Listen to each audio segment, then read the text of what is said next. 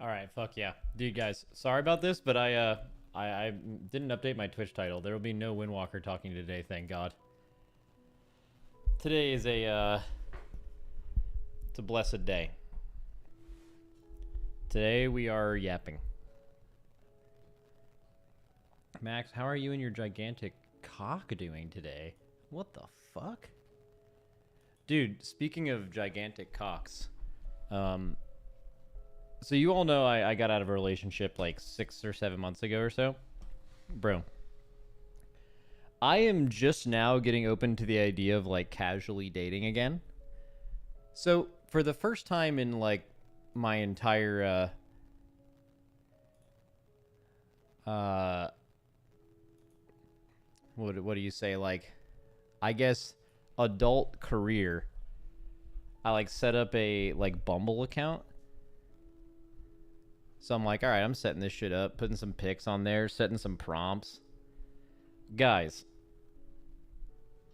it's fucking rough out here.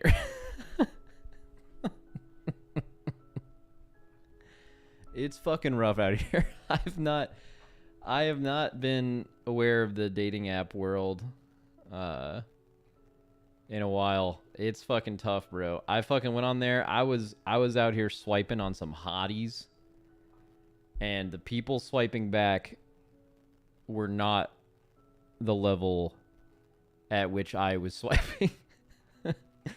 I was not getting that love in return, you could say. And then I was and then like they had all these pop-ups and it's like, bro, you can pay to win on this shit?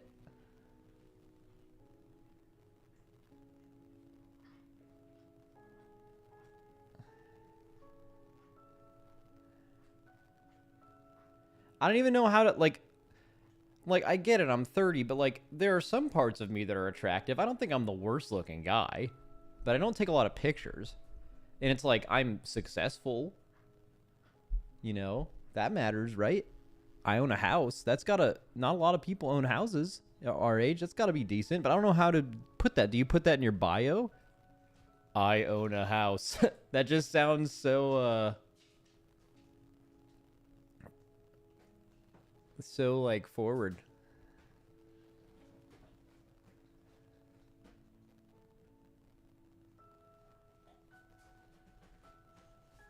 Description: 1 loaded, 2 famous, 3 world champion, 4 house. Okay, I'm not famous. Actually, you know what did happen? I played hockey the other night on Sunday, and someone like caught me in the parking lot, and they had a Team Liquid like water jug, and they were like, "Yo, dude, it was fucking sick watching you play out there." And then he was like a big fan, and then he just dipped. But this is the first time I've ever been recognized at a hockey rink. Well, like second time. First time by someone that I wasn't playing with. But I'm not conventionally famous. What do they say? I'm a niche internet celebrity. There was someone I saw had a shirt that said that.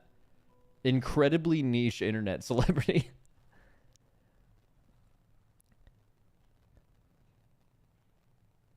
What is it? If anything, you gotta pretend to be poor if you want to find a legit girl. Well, not pretend to be poor, but yeah, like someone reaching out to you or like being inclined to swipe right on you or whatever, and it's because of the fact that a lot of people know who you are, or because you have a good job, or because you have money, or because whatever.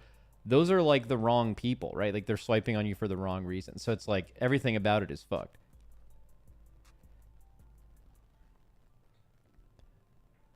Put dog dad? Yeah, it gave me, so Bumble gave me some notifications on there. They were like, they did some analytics. They were like, by far this is the most successful picture of you, and it's a picture of me and my dogs, and it's like, oh, well, isn't that just so basic?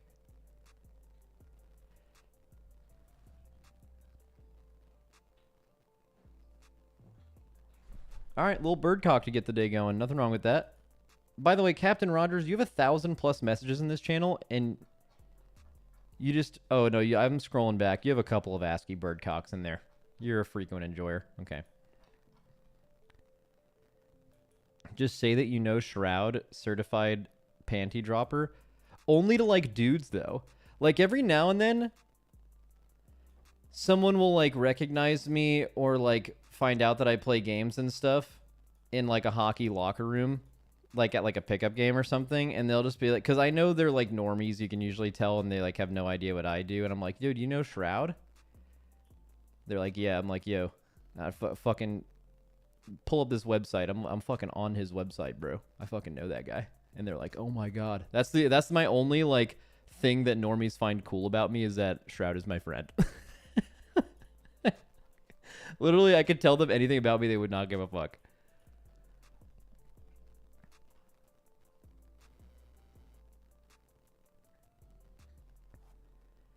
Turns out that video games aren't a great way to meet girls. Well, yeah, for sure. I mean, but I don't think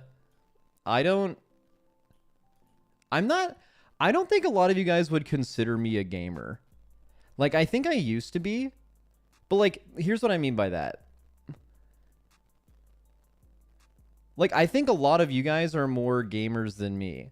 Like, when I am not streaming, I am exclusively not playing games.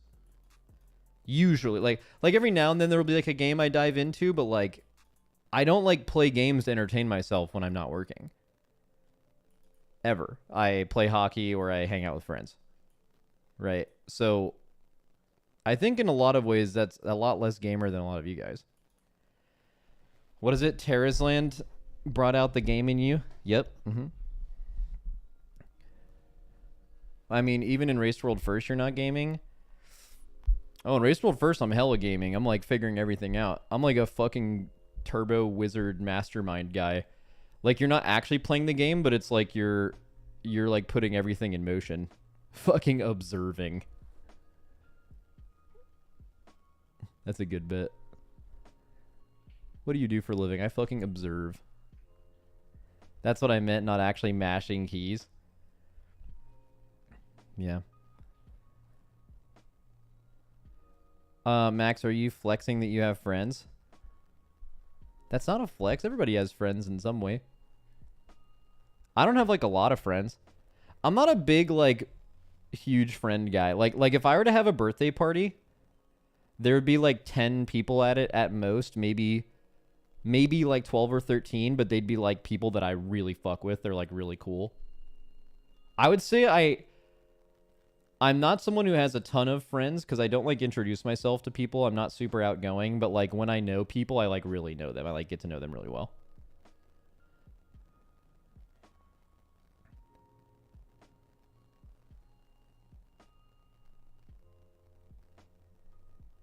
How involved are you in Race World First production, venue, taking care of players, and general logistics? Literally none. I intentionally want nothing to do with any of that. I have no idea how to do it. I wouldn't do it well, and there's people at Liquid who do almost all of that, and Scott does a lot of it.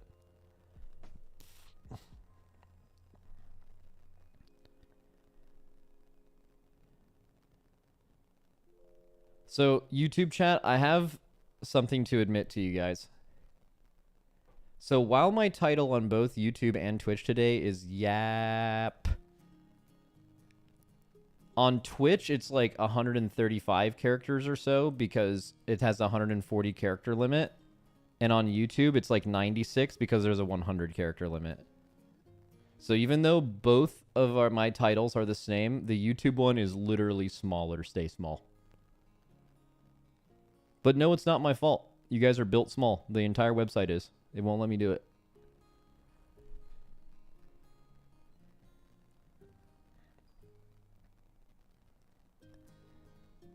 Ours are girthier. Wait, is that true? Is the YouTube title girthier than the Twitch one? Wait, it is. It's noticeably girthier. All right. Stay big, YouTube. Y'all got that tree trunk kind of shit.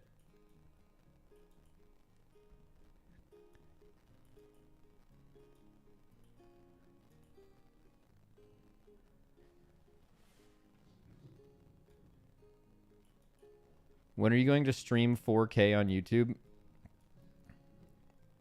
Dude, I can't believe there's an entire industry on tricking people into thinking they want to watch anything in 4K. Or 8K. Or gaming in 4K. That is the most normie shit of all time.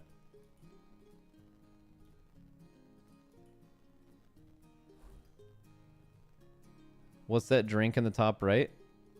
It says little slurp. One of my viewers sent it to me.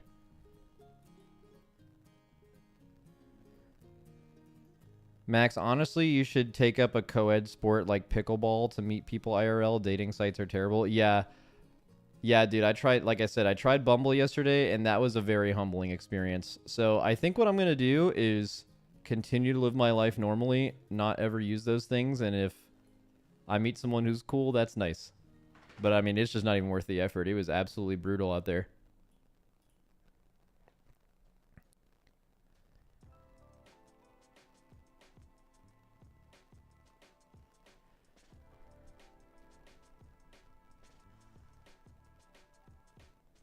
Wait, did you have a breakup? Yeah, dude, this keeps coming up every now and then. Yeah, I've been single for like 6 months. Very happy, by the way.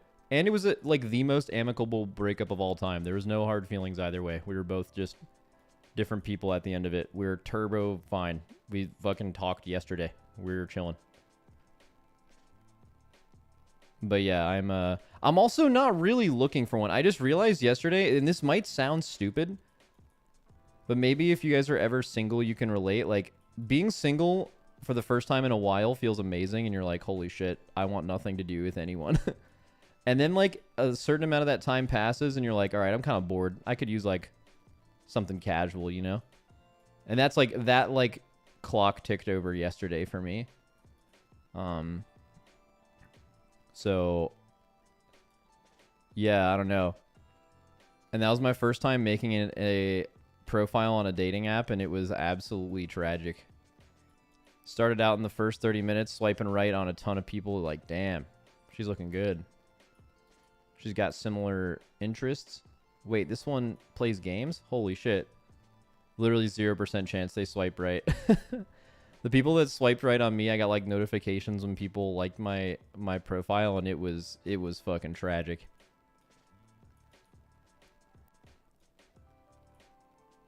It is not good.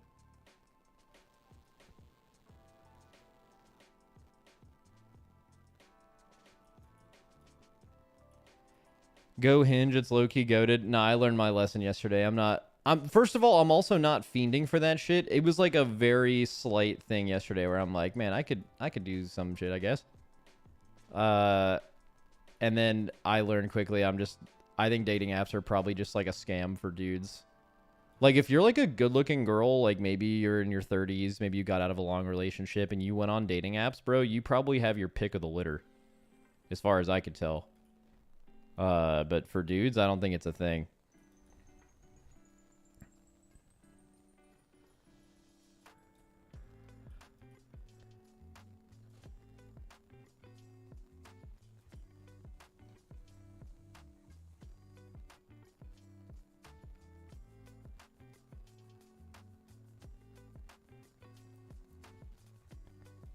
Your girlfriend is okay with you? No, I don't have a girlfriend, bro.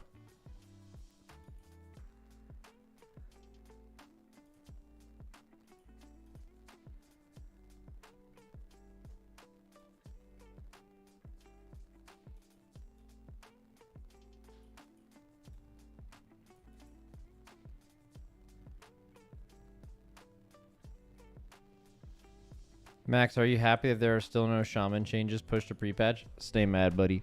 All right, 1 second. I'll be right back. I forgot my glasses.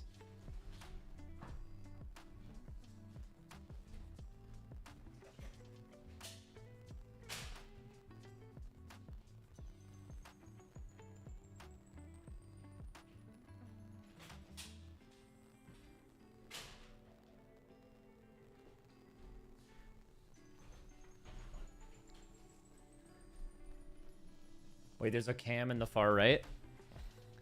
Dude, I love little by little people every day realize that my cam is on during the starting student screen in a different spot every time. I'm right under the spider ass. Wait, did you guys actually not find it? Did I actually hide it good today? I also like didn't have my lights on in my room, so it blended in with the background of this picture. Like, when I turned the light on, it was way easier to see. Let's fucking go. Let's fucking get huge. Alright, hello.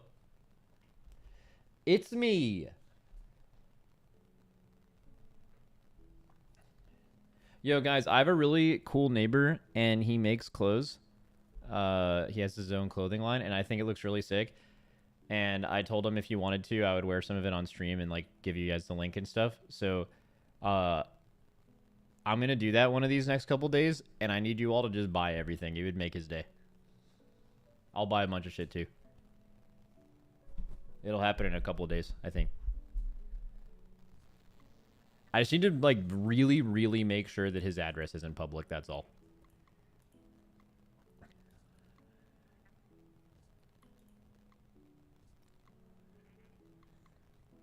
Does he ship? Yeah, I'm sure. I think so.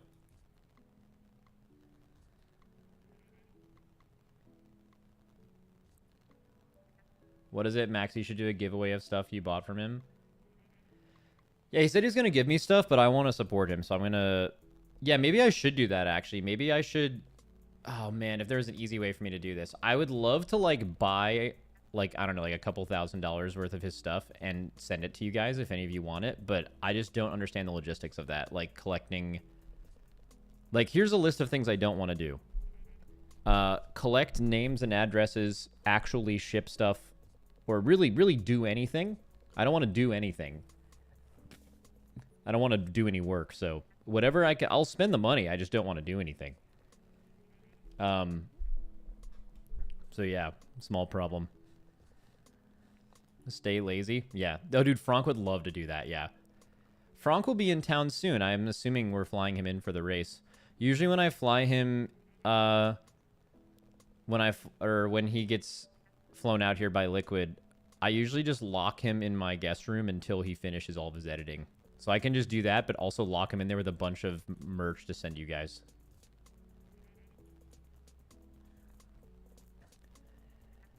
How hot is Frank IRL? Extremely attractive, Frank is. But unfortunately for you guys, he is taken. He's in a wonderful relationship, so sucks for you.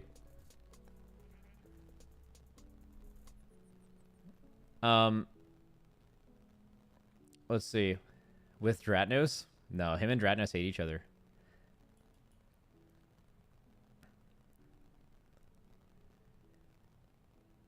Sucks for you as well, Max. You could have dated him. Nah, that would be crossing work boundaries. Or else I would, for sure.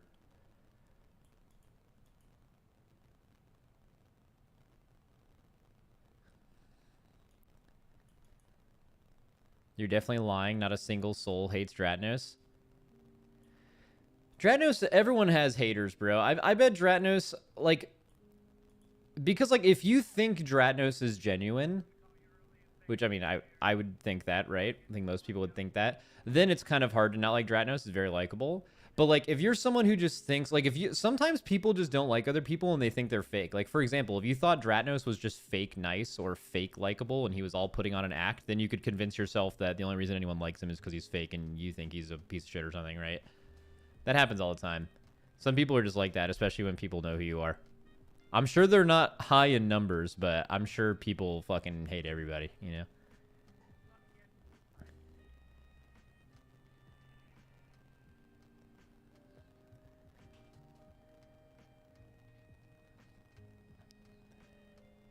What is it? Some people hate people just because the person is nice. There are people who hate just to hate. Yeah, it's sad. I think the most of those people can be described as like misery likes company. Like there are people they're miserable in their lives. There's a lot of these people on the internet. A lot of them that play in a lot of gaming communities. I'm sure there are people who you have met in WoW or have seen in WoW that are directly described by this, but they are like they're very miserable, and the only way or one of the ways to cope with that is to try to make someone who is not miserable just as miserable as you.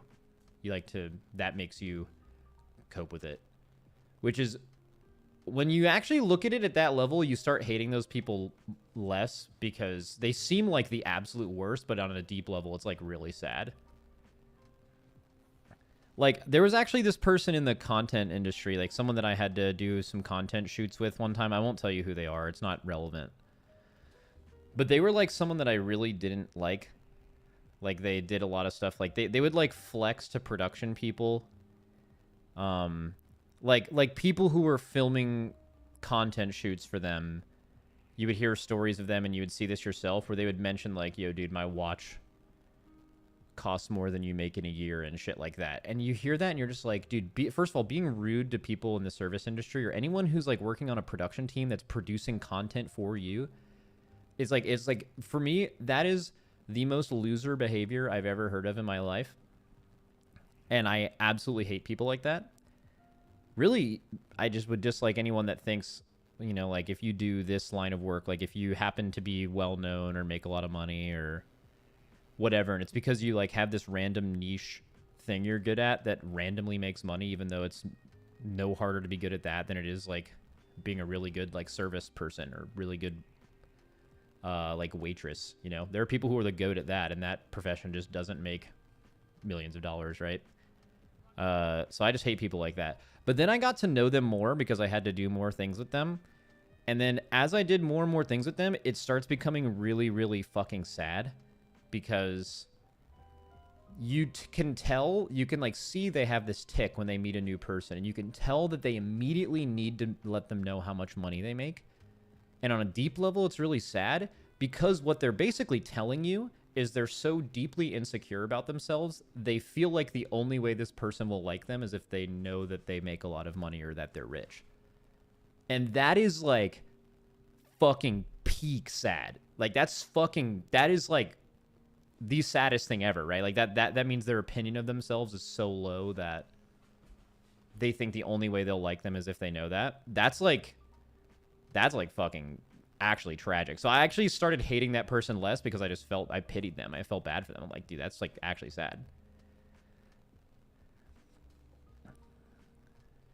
What is it? Dratno says that. Yeah, that's tough. I meet a lot of people like that flying first class. Yeah. That's fucking sick. Dratnos is a well-known first-class flyer. You know, that's actually the reason that he hasn't casted Race World First for us in the past. Is like we had the deal signed and everything, and then he tried to get a first-class clause in his contract, which meant that he could only fly first class if he was ever going to be doing anything. And Team Liquid said no, and he said that's a hard line for him. Like, if you don't fly me first class, I won't work for you. So it blew everything up. Same thing with Dorky.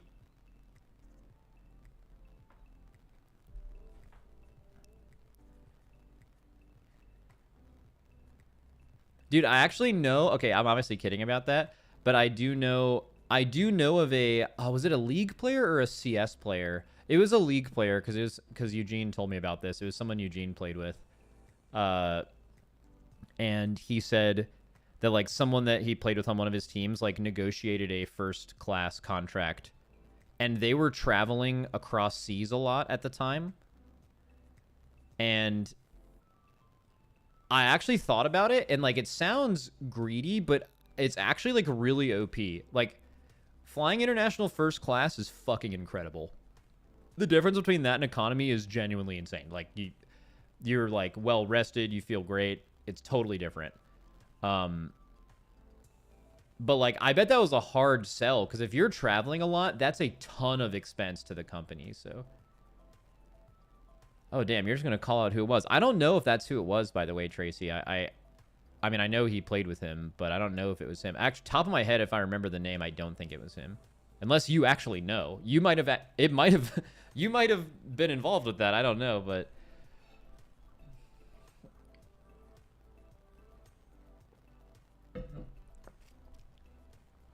What is it? There were a few players, some lull in the CS. It's not uncommon, or it wasn't back then. It's probably uncommon now with the state of esports.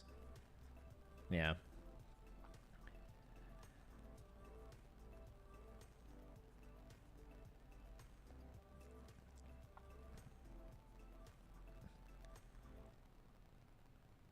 Until TL gets an airline partner, yeah.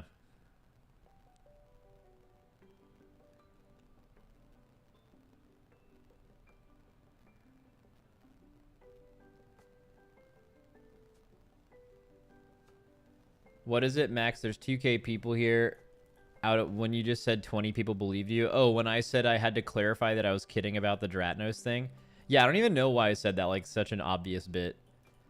I think that is something you learn as a streamer as you go on, is like, you know, if you have thousands of viewers, there are probably going to be a few people in your chat that are just like never going to get the joke, you know? And like, they will sometimes, like, all it takes is one of them to chat for you to think that it's more people in your chat that don't get it. Does that make sense? Because like, let's just say I don't know how many viewers I have right now. I just started my stream. 2,500 viewers? Okay. So I have 2,500 viewers. Let's say I say that Dratnos thing and there's 20 responses, and just one person from that very small amount of things is like, wait, really? That makes it seem like 1/20th of my chat are people who would think that, which is actually a much larger number than the people where that's actually true. Just because everyone who watches my stream is obviously extremely high intelligence, very based, very successful and attractive. So it would be weird for someone to not get the joke, right? Is bro getting an Apple TV sponsor? Bro, Apple TV should sponsor me. I know Apple, like, famously doesn't sponsor anyone in this industry, but they actually should, because I spread the good word of Apple TV for free. Like a fucking apostle, bro. I'm out here just spreading the word. It just has... If you're an adult and you like not shitty TV, right? Oh, here I am doing it again, but... So, like, and by the way, there's value in shitty TV. Like, you know, like episodic formula shows like NCIS, or like all the reality shows or the dating shows or any of that stuff. That's like not quality content, but you can just kind of watch it infinitely. I call them shitty shows, but like that doesn't mean they're bad. Hopefully you understand the difference in that. Like, dude, if you like shows that like actually grab your attention, like adult thrillers, adult dramas, like, you know, like why was Andor not as positively received as Mandalorian, because most Star Wars stuff is made for kids, and Andor is like an adult drama, right? It's for adults, and you can't sell toys, so it's gonna get less hype. But like, Andor is by far the best content they've made for Star Wars.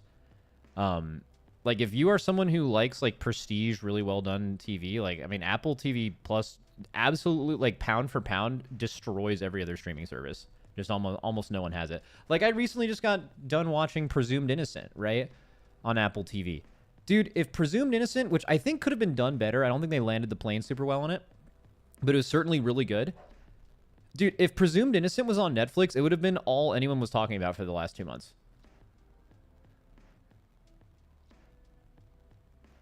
Same thing with, I mean, Severance actually kind of got that hype, even though it was on Apple TV, but isn't HBO better? I think Apple TV and HBO right now are the exact same quality. Absolutely. Well, I mean, they're also the only other people in the industry paying that amount of money for content, so that makes sense.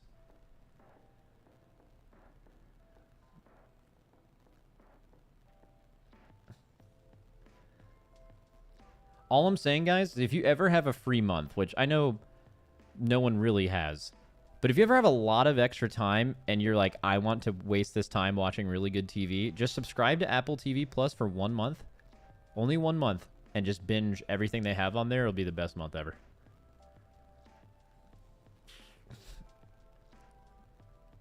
This is what I'm saying. Apple TV Plus should pay me. I'm not getting paid to say this.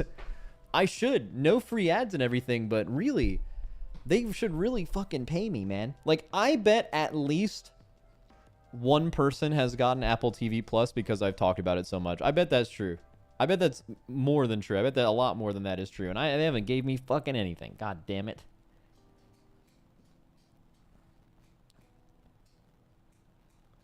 I mean, why would they pay you if you do it for free? To respect me. Respect me, Apple.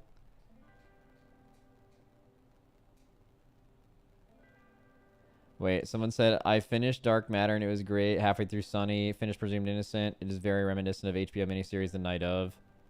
Okay, I'm being weird. Now back to lurking. Dude, that made a YouTube chatter come out of lurking, give their whole bit on Apple TV Plus, and then went back into retirement. That's the power. That's the motion of Apple TV Plus. It can make lurkers come out of the shadows. It's crazy.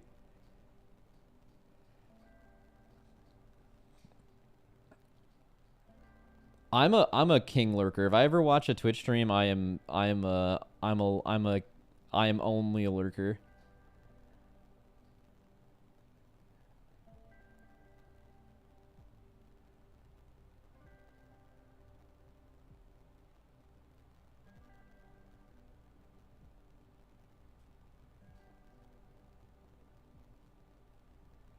I lurk a lot and now I'm talking and yeah, it's not as fun. Yeah, dude, lurking's way better. You can like point and laugh at all the people, but then you become the point and laugh, you know? By the way, are there... I didn't check if there was a beta build today, but... Are beta...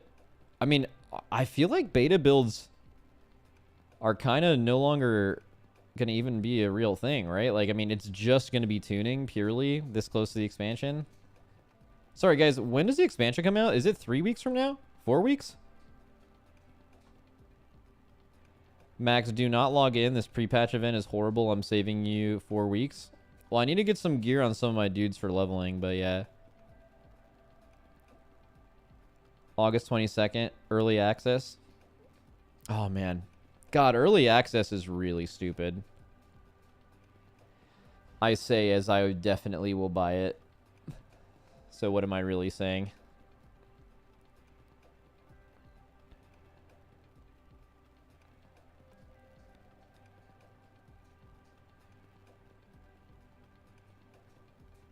Wait, Max, apparently challenge mode Archdruid Epic didn't even get cleared day 1 in Asia. Wait, really? I think we might have... I think it might already be too late.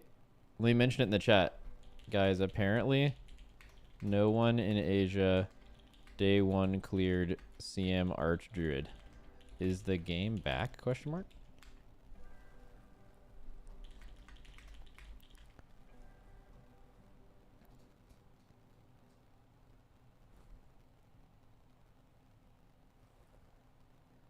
Because that sounds really fun.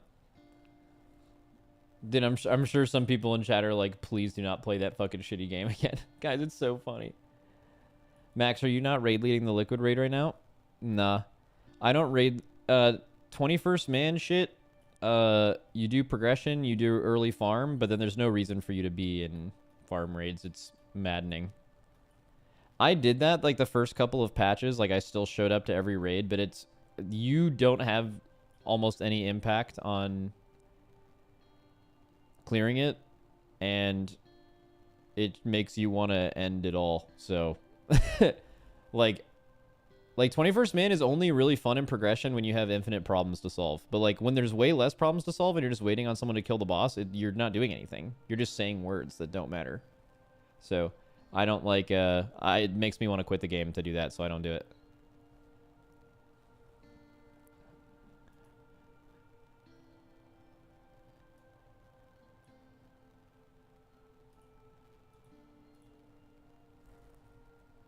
What is it? Why are you so late?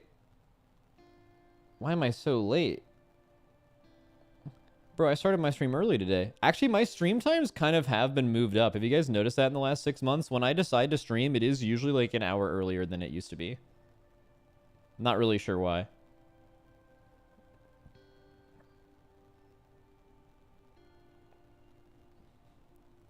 I mean, oh, I know why. I guess I moved up my wake up time. Like, usually, here's my schedule every day. I wake up, I eat, I go play with my dogs a little bit. I take care of some random shit. Like today, I sharpened my skates. I got myself ready for the game I have later. And then, like, I'm about to eat again. And then I'm like, oh, wait, I'm bored. I want to stream now. But because I wake up an hour earlier than I used to, that cycle just happens an hour earlier. So I turn my stream on.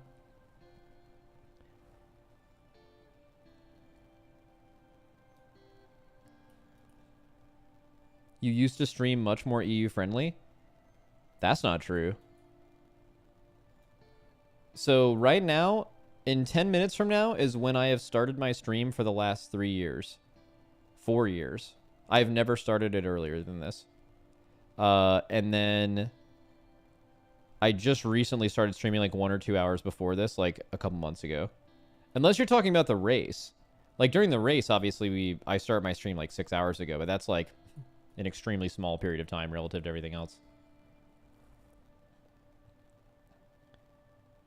The 8 a.m. Terrasland streams went hard. Yep.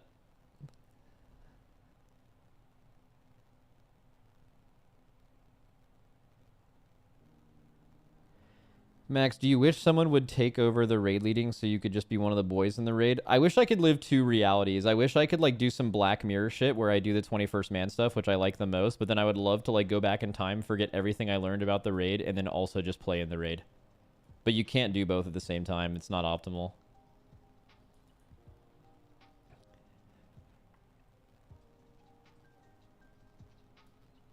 Max, did you see how few viewers Echo's Savage stream got?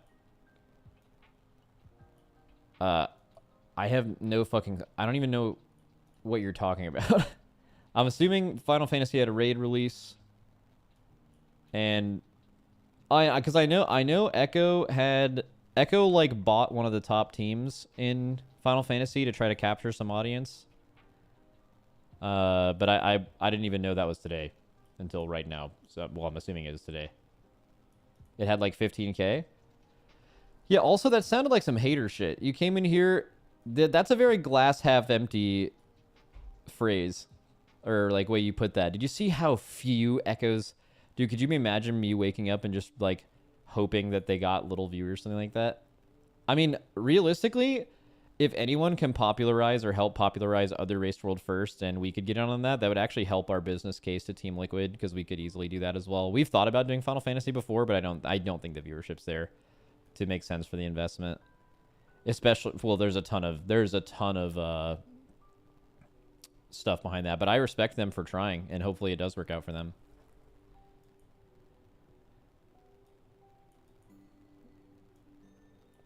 Also, I feel like first time going into a race, 15K is pretty solid, I think. So what was like the broadcast? So like the Echo broadcast was just watching the Echo team versus, I know Frosty normally does a broadcast. And Frosty, I think, has permissions to watch maybe all of the teams. Maybe not Echo because Echo's running their own thing, but... I mean, it's Final Fantasy 14. Yeah, it has much smaller viewership. 15K is pretty good, yeah. Also, because there's no money in that scene, you can probably spend a astronomically small amount of money to obtain a team, right? So, like, they might have spent almost nothing for that. Not to mention that I don't think they're really... So, Final Fantasy is weird. They have Savage and Ultimate. Savage is, like, really easy. It's cleared in a day, usually. And Ultimate is, like, it takes anywhere from, like, 3 or 4 days to, like, 2 weeks. So I think they're probably really banking on the Ultimate bringing in a lot of viewership.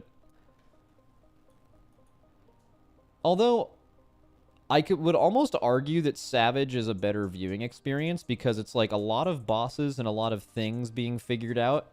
So like for a viewer, you're watching, for most viewers, you can follow along, you're seeing them problem solve things, you see the progression pull to pull, and things are constantly changing, different visuals, different vibes. Ultimate, I don't know if it's going to be as good of a viewing experience because you are... Like, it's going to start off hot, but, like, I don't know how many people in that category are going to continue watching the, like, slow progression a week in of the same fight. Like, historically in WoW, anytime you've been on a fight for that long, viewership actually craters into the core of the earth. Because most viewers just like a little bit of change. Right? And there's only a very small amount of people that are really invested in the race in either game enough to like really get down to the nuts and bolts of appreciating the like high level of it. Like if you're 100,000 concurrent Race World first viewers 24 hours a day, usually between the two teams, I would bet less than 1,000 people really give a shit about that. Most of it are very casual fans, right? So I think Savage is probably the best product, but I bet you can make more money on Ultimate just because of how long it lasts. Sorry, this is like an annoying business talk, but yeah.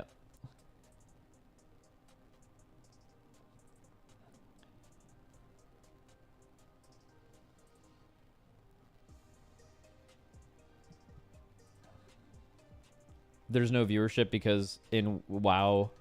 Nah, like WoW had like a huge scene of like people for a long time doing it. I mean, also like I feel like anytime someone's like another MMO can do what WoW did with the race, like I don't think people understand how much of like an anomaly of a million things going right it was to even have the race be what it is in WoW. It was actually just so fucking random. Like when you go in any other game, you're like, why would you risk not streaming to potentially lose for no gain? And then basically what a viewer will say is like, well, you have to just do that and you have to sacrifice for a while and then the money will come. Will it? And then also try to convince the 9 other people on your team or all 10 of your player or 8, sorry, there's 8 players a game. All 7 other people on your team to like all they care about is winning. They don't care about the fucking peanuts you'll get by someone sponsoring you. And the only way it can ever grow is if every single top team that's actually competitive is streaming and you can see back to back. Not to mention that like there's not really like an NA and EU rivalry in Final Fantasy. Like that's not like a real thing. And why I mention that is, like it or hate it, that turbo boosts the viewership of the WoW Race World First. Absolutely. Like if the WoW Race World First had been happening for this many years and either both of our teams were NA or both of our teams were EU, like Echo and Liquid or Limit and Method, whenever those were our names, like it would, I think the viewership would be fractions compared to what it is. So I think like, because you have to have people care about something to watch, right? And I think now that it's happened for a long time, people care about the players. They know the personalities and stuff like that. But really, NA versus EU actually gave it so much fire to start with. So yeah, that was I just don't think it can ever be. I mean, I hope it does, but I just don't think it can ever be replicated. There has to be some real fucking beef, dude. You gotta have your viewers absolutely hate the other viewers. I don't think that's really true. Also, like, none of the teams really have, like, devout fans because you don't know the personalities of the people to have fans of. Like, you don't... You know what I'm saying? Like, at least not to the same level.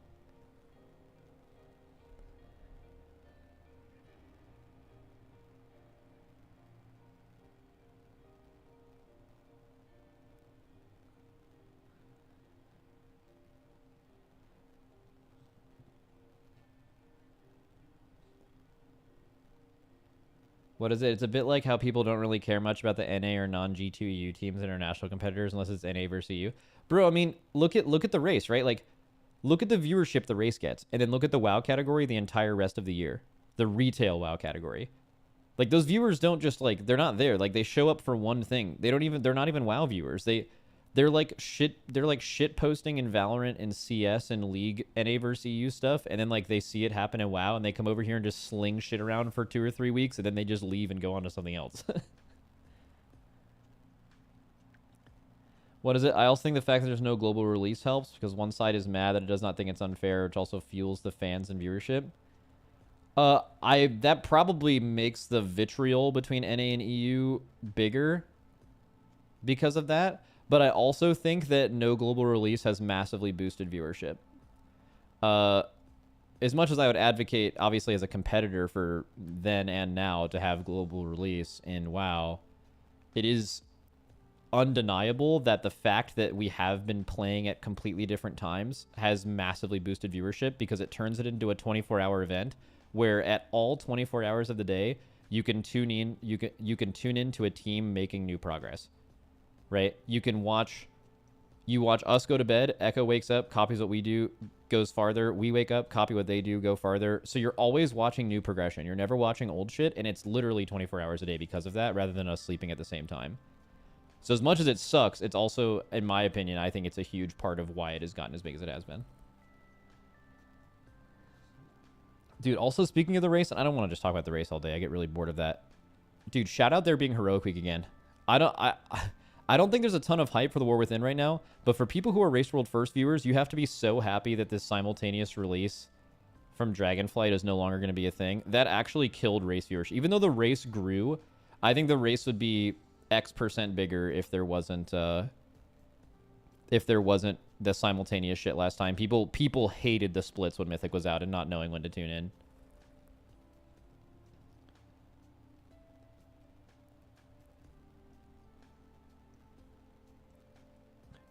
What is it? Would that not happen regardless of release, simply because of the time zone difference? No, you would make, if there was a global release in WoW, every team, unless they're stupid, would make their schedule start when you would, for the 2 weeks leading up to the race, you would just wake up and go to sleep at release times, so you're used to it, to maximize what you want to do. You wouldn't go back to your normal schedule. You would just lose time that way.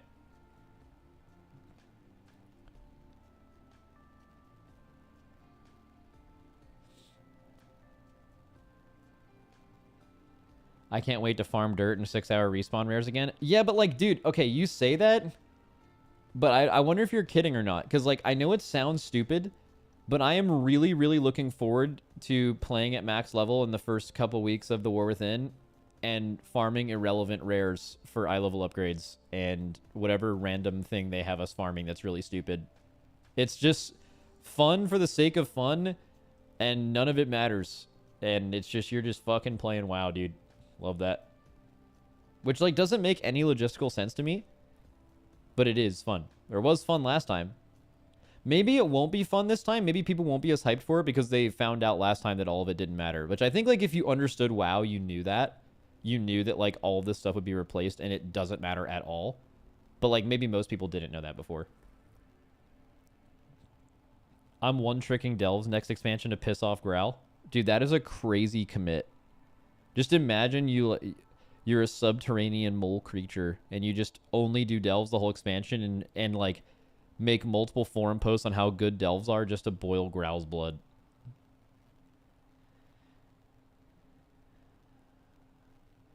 What is it? I can't wait for people to get mad that some people will be able to get 2 more rare kills for 580 veteran weapon. Dude, you remember what happened at the beginning of last patch?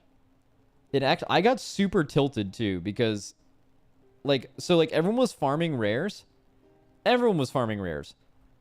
And then like Asmon was streaming to a lot of viewers and he was like on the way to a rare, and then Blizzard just nerfed like the infinite rare farm, which I mean I think is just obviously going to get nerfed. Like they don't want that.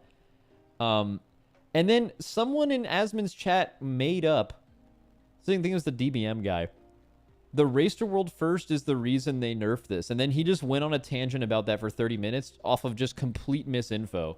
And then I had to deal with all these fucking mongoloids coming into my chat fucking mad at me for doing nothing. Like, what? Like, dude, what is going on right now?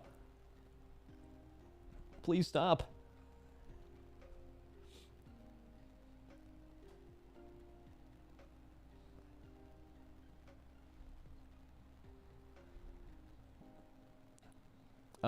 Max, how should Blizzard push WoW to newer players and unexplored geographics? Do they even care about newer players trying WoW? I don't know. Like young people, some young people do play well. Like I randomly asked my stream yesterday and there's a bunch of people I saw that did Mythic Plus and they told me they were like 18, 19, 20. Like there's just something about WoW that'll still get people. But yeah, it's not getting that audience. Right? Like I have a nephew who's in high school. I remember asking him if he had any friends that played WoW and he's like, "No. They literally all just play Apex and like Fortnite and shit like that." But like I don't know how much you can do about that because when you have a 20-year-old game, you're constantly battling between keeping your existing viewer base happy, which is the majority of your game, and also incentivizing new players to play. And you can't do perfectly at both of those all the time. There has to be compromises, right? And you could always just argue it either way. Like you can look at almost all the decisions they've made in the past couple years and you can see which audience they were going for.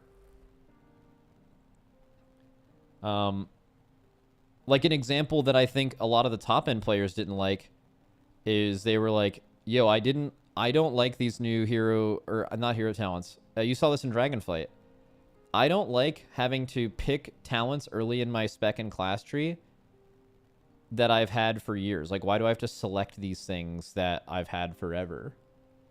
And if you only play at max level, like someone like me, and I think maybe a lot of people here, you're like, oh, that makes sense. Like, yeah, I don't really like that. Why? This feels weird. And then you talk to people who leveled recently or just started playing WoW. I remember talking to Mighty Teapot about this.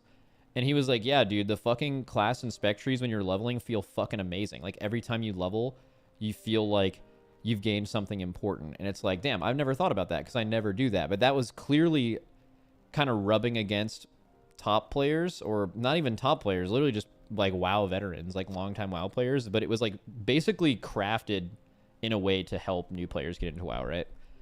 And then I saw like a video of someone hitting max level for the first time late in Dragonflight, and it was the most convoluted nonsense I've ever seen. And this is just an example of it being bad for it being bad. They didn't know what quest line to start. They didn't know which one was the current season. They just had like fucking 5 major quest chains from random intermittent patches, major patches and minor patches. And like, you didn't even know where to begin or how much of it was important or relevant or which one you should do, right? And like, that's just hella confusing. Like, I could see so many new players seeing that and just being like, I don't want to do this. Right? So I don't know. I'm sure it's something they talk about all the time when making the game.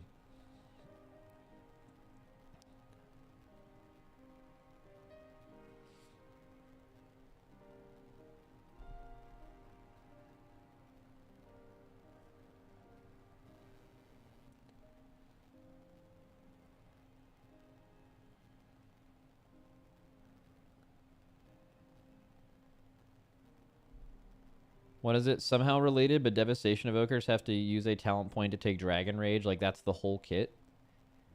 Yeah, but like, that's the point though. Like, there are some talents, and you can tell these in any tree, where like they're not really choices. You're gonna path through them. And I think top players are like, wait, I wanted to have 30 fucking not top players. I keep saying that. Like veteran players, I want to have 30 choices to choose everything. It's like, you actually really don't.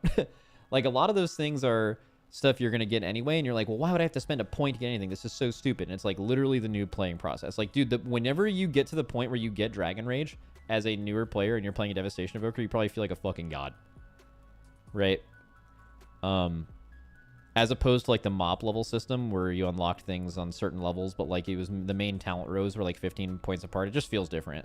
I also don't think it's a coincidence that it is more similar to like the classic trees than the MOP ones. Even though I think like as a higher level player, I think MOP talent trees and Dragonflight talent trees. So MOP, the one we had from MOP through Shadowlands, and then Dragonflight talent trees.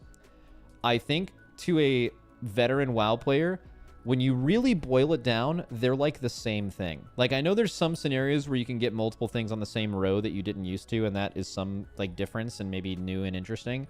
But, like, really, you're making about the same amount of choices in your talent tree. It's kind of the same thing. Like, really, that talent tree thing, while it did have some ups and downs and it's been taken a while to be a thing, it's like an evergreen feature, like, it's significantly better for newer players. So I think, like, the talent tree situation is actually something that they tried to make work for everyone. I think largely kind of works for, depends on what class you play, for, like, veteran WoW players compared to the MoP ones. But I've heard smart people make the argument they just thought the MoP ones were better. And I think for veteran WoW players, that's true, but I don't think that's even close to true for new players. I think it was purely made for, like, what would this look like in a 2020 game, and I think newer players appreciate it a lot.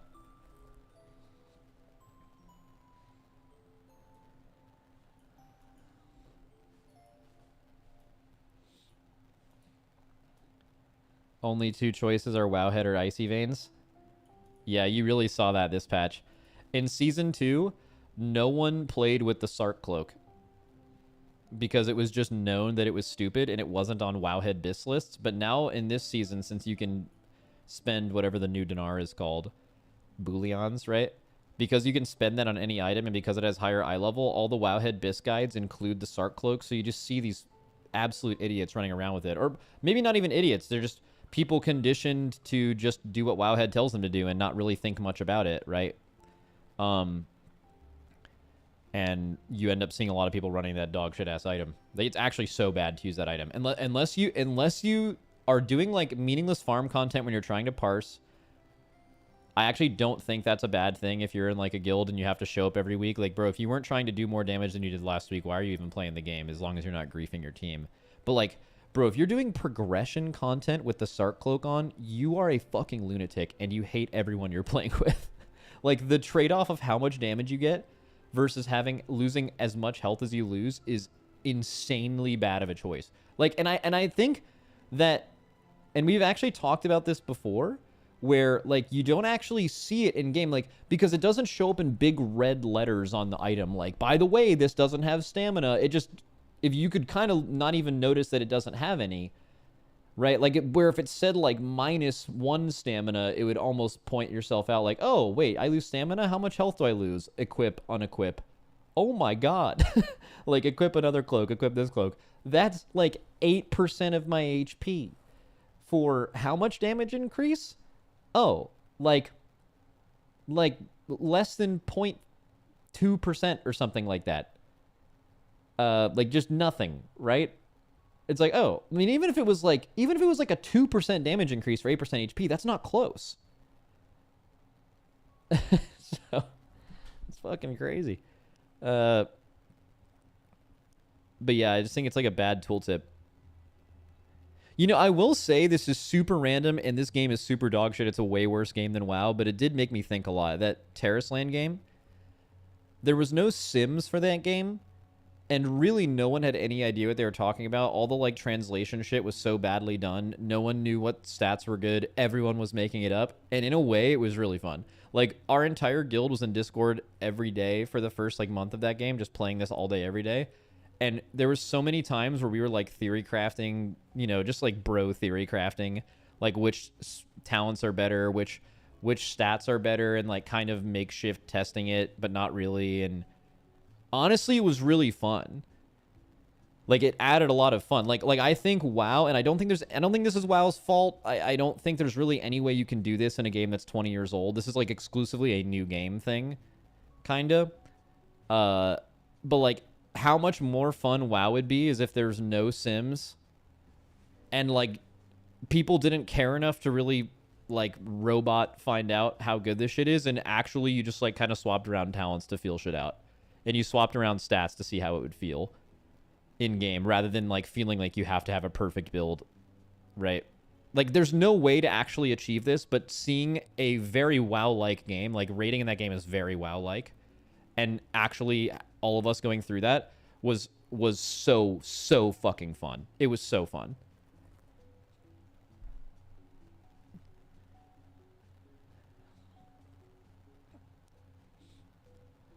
What is it? Even if no Sims, people would not still dummy test? Yeah, I already stated this is impossible. You'd have dummy tests. You'd have like WoW players are so like robot brained that they would just like get together and do an infinite amount of. They would literally sim. They would do an infinite amount of dummy tests to like equal the amount of sims that the amount of iterations a sim would use because WoW players are just fucking stupid. um, and then they would find out what the best thing is. What I'm saying is no one in this game knew any better. They're all like mobile game players, so no one knew how to do that or cared enough to do it. They maybe they've done it now, but just for the few weeks to a month that we played the game and no one knew anything was very refreshing, and the game would have been significantly less fun if everyone knew what the best build was. That's all. And it's not a criticism on WoW. I don't think WoW can accomplish this.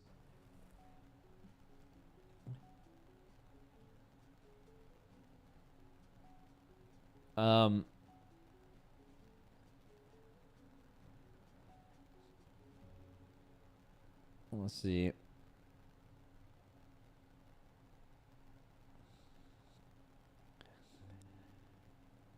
Max, do you ever notice that you say "what is it" before reading chat messages? Yeah, I noticed I used to have a different one of those. It's like a tick. Like when I'm reading, I just do something like that. I think I do that. Thank you for pointing it out. It makes me feel really self-conscious, by the way. Love that. Love that. I'll now spend the majority of my brain making sure I don't do that when I read chat messages today. Thank you. Thank you.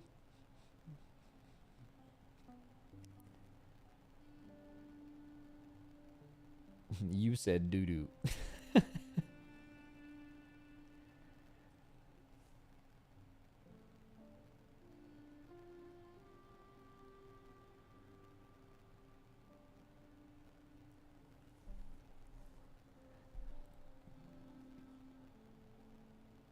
Max, are you planning to do more content like you did for the DK talk? Yeah, I did a Windwalker one the other day.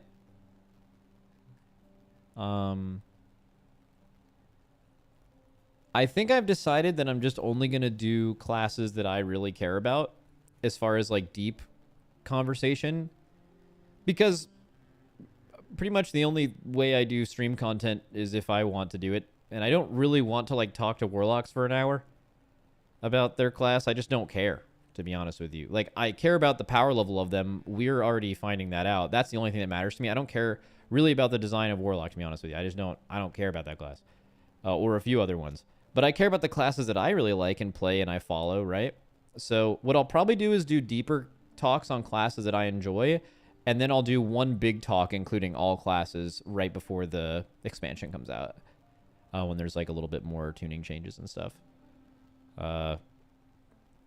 Which I don't think that's part of it is being lazy, I think, but also it's like, okay, look, guys, if I'm not interested in the content I'm making, I think it's really obvious, and I think it makes really bad content.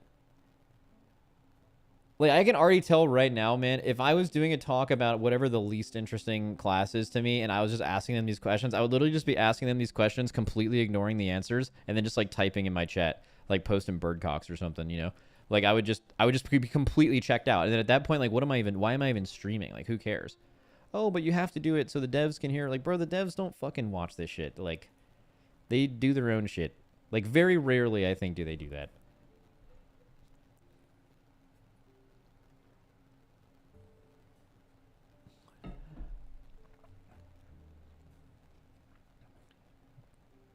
Max, just get Dratnos to do the deep dives of classes you don't care about. All right, Dratty, let's go. Adam, he was in here earlier. Add Dratnos. You got a job to do, big dog. For the people. You are supposedly a man of the people. Let's see it.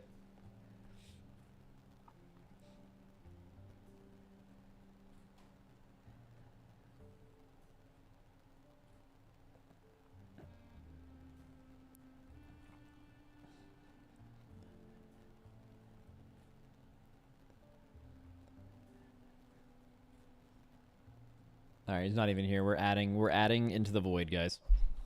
Embarrassing for us, honestly, but it's whatever.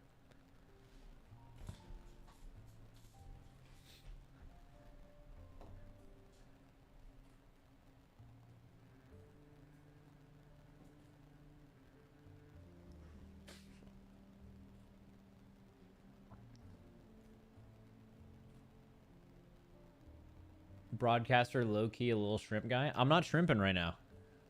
I'm existing normally. I feel like when you guys see shoulders forward, you just assume shrimp. Right? Can we be real? When is the beta build? I don't know.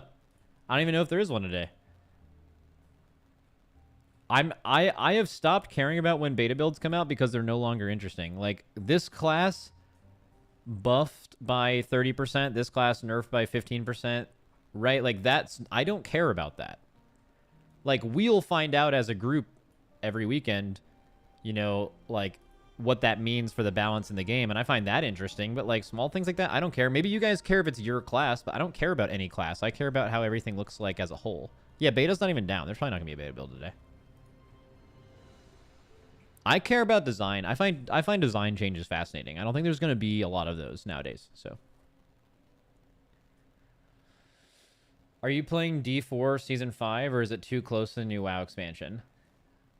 I don't know. Maybe I will. Isn't it like in a week?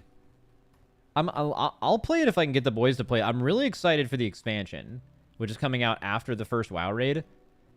And Shroud was telling me about the new class, and he said the way he was describing it made it sound like the most sick thing ever. And he went down to Blizzard and like they let him play it for a while and showed him a bunch of shit about the expansion, some of which I'm not allowed to talk about. And it just sounds fucking awesome, and I really want to do that. But I don't know if like season 5, I don't know. The last season was really fun, so maybe the new season will be really fun for a couple days or something, right? Actually, you know what? Yeah, I mean, I'll probably play the new season. I don't see why not.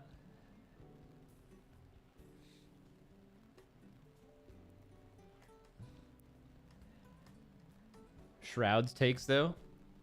Yeah, sometimes he's got some cooked ones.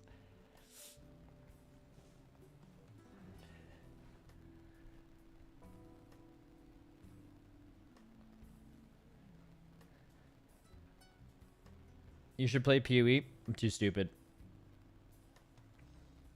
I hard regret starting with Rogue in D4. No other class can compare enough for me. Yeah, Rogue in D4 is amazing.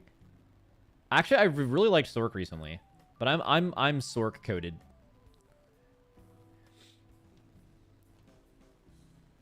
Season 4 of Diablo is actually goated.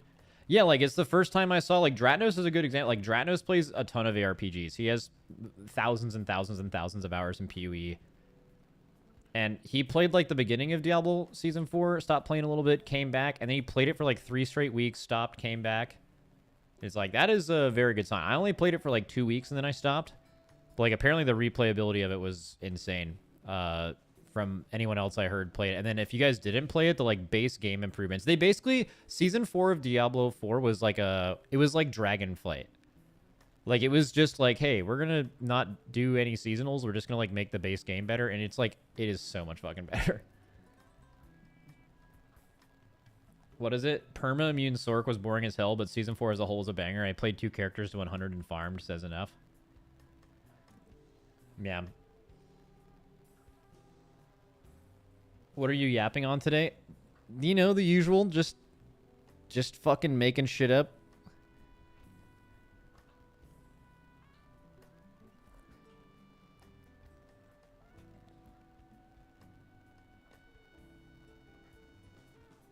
Love making it up.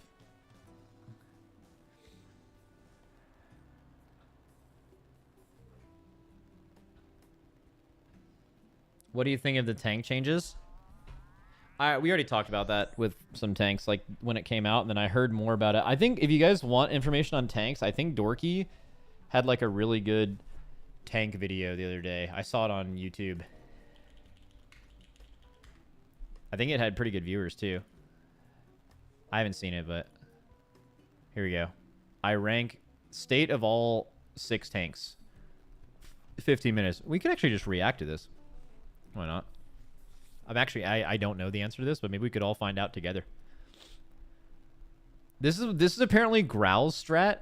So like what Growl does is whenever Dorky makes like a tank video like this, he goes AFK to make food for like 30 minutes and just plays it, and his viewers go up even though he's not there. Which is fucking hilarious. Pre-patches. Let's see.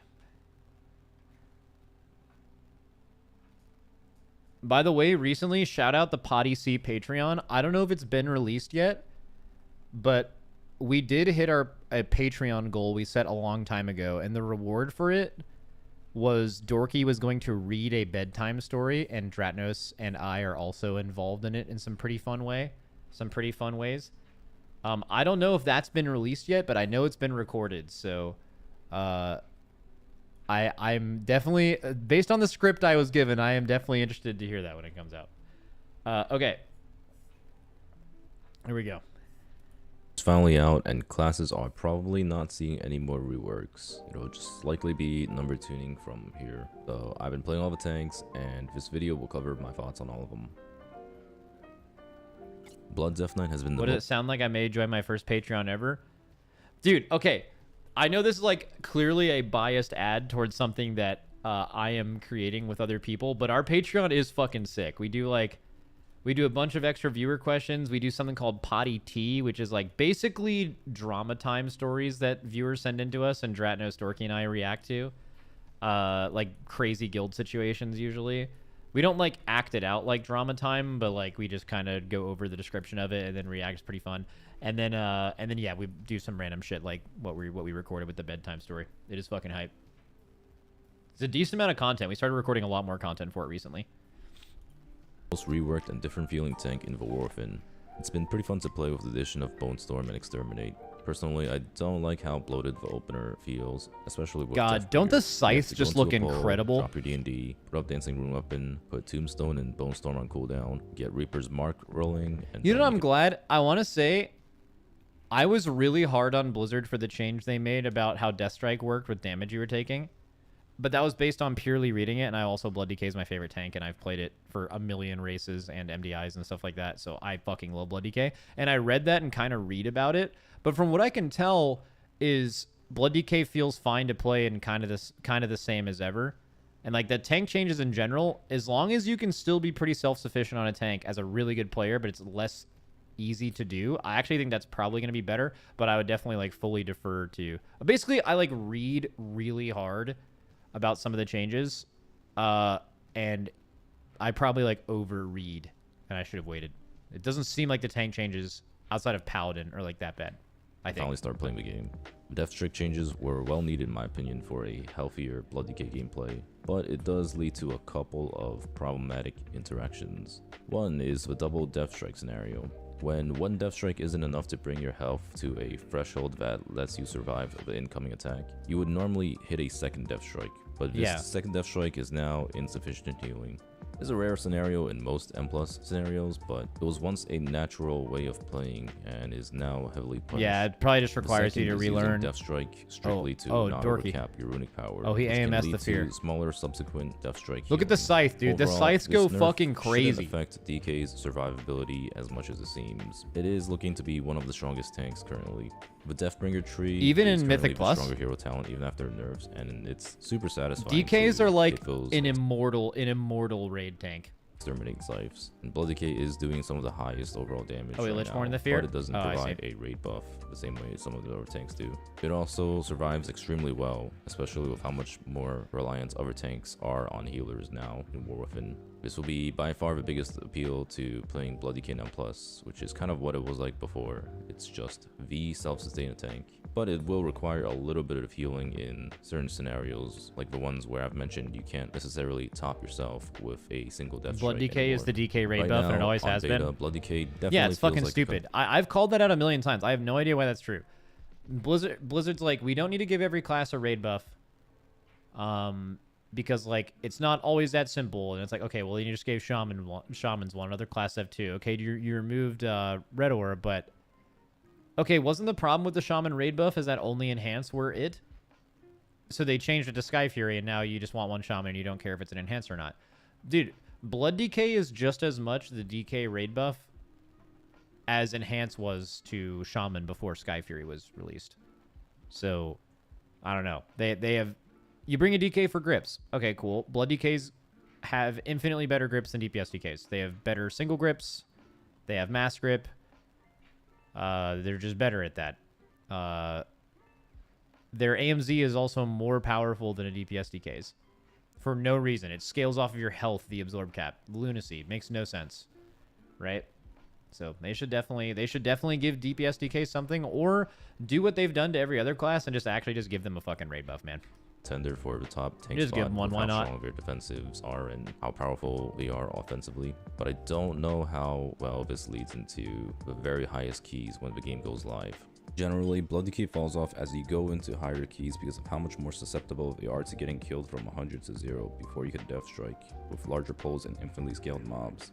Before the tank nerfs, Blood Shield was a way for Blood Decay to have a higher effective HP pool, but the nerfs to Death Strike and the nerfs to Blood Shield heavily impact This looks that fun. part of I don't know how Blood high Decay, the key is and doing. It does make them a lot Like, I mean, I can more literally see how vulnerable high the in key these is, but like situations on where you beta, don't have a as 10 much in one effective dungeon can be HP to totally stay different than alive. another.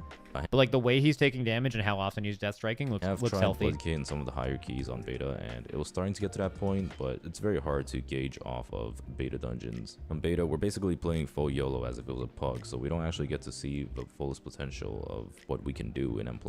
Either way, it is going to be an insane tank for at least close to the highest keys, if not the highest keys, and probably the best tank to play when pugging, since you're not Wow, that's actually crazy. By the way, when was the last time DKs were, Season 3 Shadowlands? as reliant Or Season 4 on the Shadowlands, healer too. or your group to be I was going to doing ask when the last time Blood DKs were really good in High Mythic Plus, and it was, end of Shadowlands. everything to But keep before that, it was a long time. It was like... the tank alive. No, didn't they have some play early Season The tank 1? I've been But I playing think most they on got beta is replaced. Their tank. Elun's Chosen is currently the better choice for the M+ hero talent, and it's not actually even close. It plays very much the same as Old Bear, where I you love just that. mash Dude, Lunar Beam being something you press and talent into and is strong, that makes me want to play Guardian. Like this, the arcane hero talent version of Guardian sounds super fun. your buttons, except you do have Lunar Beam now, which is a powerful cooldown offensively and defensively on a pretty short cooldown. Even though it's super simple Dude, to play, how is I've actually Lunar been Beam really so enjoying bad Elun's for so Chosen long, by and the way? doing extremely Insane. well with it. I know some of you guys hate Bear Tank for how boring and simple it can be, but for a lot of us Bear enjoyers out there is something cathartic about just mashing the same two Cathartic? buttons Let's fucking over and go. over. I do feel like when I'm playing Tank, or Bear Tank specifically, I can focus. Dude, you know what's the most psycho thing ever? I killed Shaw of Fear. This is a huge PP old moment. Like, I'm super old, I get it, but like, Shaw of Fear in Mop had a tank buster called Dread Thrash, and every 4 melees he would just melee 5 times in the exact same global. And I played Guardian Druid on that boss, which was like the dumbest fucking shit ever. Like, warriors just put up block and they couldn't die. Every other tank had like an easy solution to it. Guardian Druid, if you use your active mitigation Savage Defense at the time, it gave you dodge, which was just RNG as fuck. Like, you could just not dodge all 5 and you would die by like 50% of your HP. So like every single time Dread Thrash went off, it was like a lottery to see whether you lived or died. It was fucking insane. just a percentage chance to die. So I'm a fucking OG Guardian. I did a lot of Guardian. I think I did Guardian on Lei Shen. I killed Lei Shen as Guardian. I killed Shaw of Fury as Guardian. I killed Garrosh as Guardian. I killed the last 3 bosses. I did Hellfire Citadel as Guardian. I've done like a lot of top 10 world raid kills as Guardian. I think like maybe 4 or 5. I think it might be my most played besides DK maybe. more on the game rather than staring at my UI and figuring out how to manage all my defensives and mitigation and optimizing my damage rotation. Obviously, The tank nerfs Nighthold do and make Bear require a bit more Tomb. healing here and there, but Bear is still largely self-sustainable. Bear has a lot of Wait, strong did I do defensive- that? Wait, let me... Okay, I'm going back in my memory here. Because in Mop, I played Feral. The reason I played Guardian was I had to tank. I was like the person who would DPS the whole tier, and then we would get to the last boss, and our tanks weren't good, and I had to tank, which was very annoying. T14, Throne, and then Siege. Yeah, all of these were Guardian. First kills.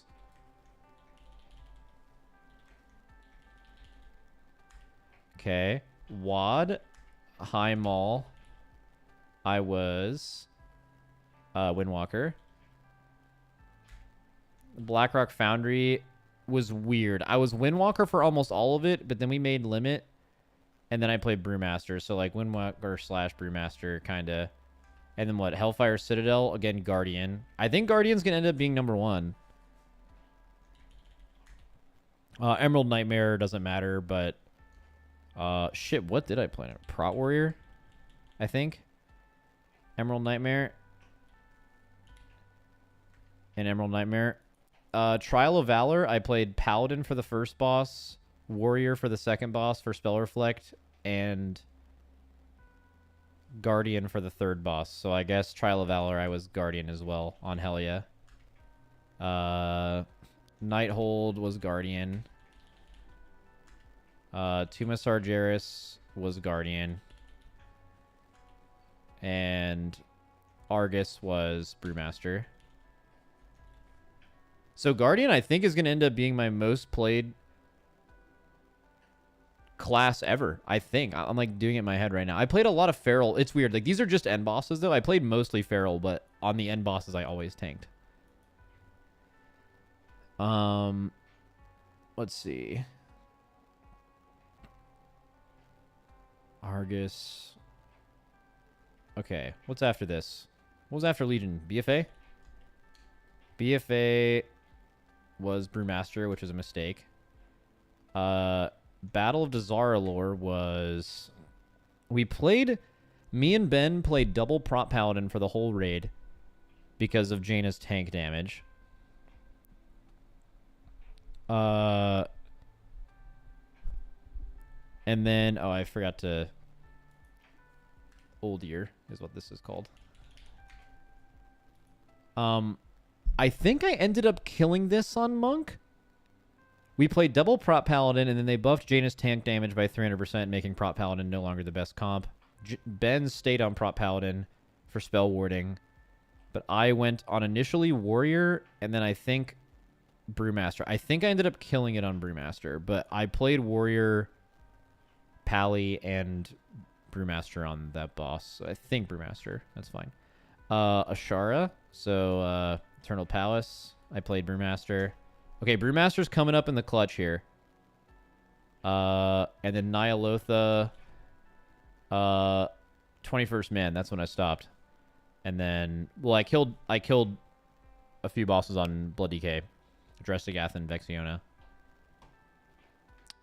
Did I really not have any Blood DK? I played a lot of Blood DK, but they were never on end bosses. Like, I played Blood DK on Agrimar, I played Blood DK on Mithrax, I played Blood DK on Manaroth, I played Blood DK, like, most of all of these raids, actually, and then you just end up playing something on the end boss. Like, Blood DK is, like, the perfect tank to swap to on a fight, but I guess all these times not one to actually kill the end boss with. So, what is it, Brewmaster versus Guardian? Guardian's 1, 2, 3, 4, 5, 6, 7, and then Brewmaster's 1, 2, 3, 4, 5... 5. Okay, dude, I've actually killed more end bosses as Guardian than any other spec. That's fucking sick. Alright, I'm a fucking bear. Let's go. Cooldowns allowing them to survive super large and dangerous pulls, and occasional large tank busters. Barkskin is now a 30% DR, and with reinforced fur, it actually goes up to 40%, which is kind of ridiculous for something that lasts for so long and has such a short CD. The only weakness Bear has right now is outside of their defensive cooldowns, they are a bit squishier than normal. Bear used to sustain with UFR, Frenzied Regen, Elun's Favor. Dude, ain't no way he hit our fucking acronym. That have all been heavily nerfed. I've been messing around with both Incarn and no Incarn builds, and so far I've been leaning towards Incarn. Bear damage is really high at the moment with Elun's Chosen, and more importantly, it brings so Mark sick. of the Wild. We've seen raid buffs play a large role in Dragonflight, especially ones as powerful as Mark of the Wild, and currently all the other druid specs kinda suck. I'm leaning towards Bear being the strongest. Guys, I'm not overall shrimping. tank for the I'm high literally season sitting plus, back in my but chair. Not by much. I'm not shrimping. It doesn't feel quite I'm as good as fucking- Blood Decay in some of these I'm- YOLO keys where I don't know what the opposite of that who you're is. playing with. You don't know if you have like a healer that can be reliable in the group. Maybe you're not playing with an augmentation evoker. But in the higher keys, Time it to does get tall feel more then? reliable than Blood No. Decay, and it does provide group buffs like Mark of the Wild and other druid utility. And the Druid Dispel this season is actually really big with these season 1 dungeons. One of my favorite tanks to play at the moment on beta is Brewmaster. Brew actually feels insanely good. Oh, I the could already best- tell you it looks better. I don't know if they have less keybinds than they used to, but I'm just looking at the bar right now, And that bar used to be a lot bigger last expansion. Or wait, no, I guess he put a lot of his offensive ones on the bottom. I guess they still do have a shit ton of binds. Fountain forever, and it's actually really fun to play.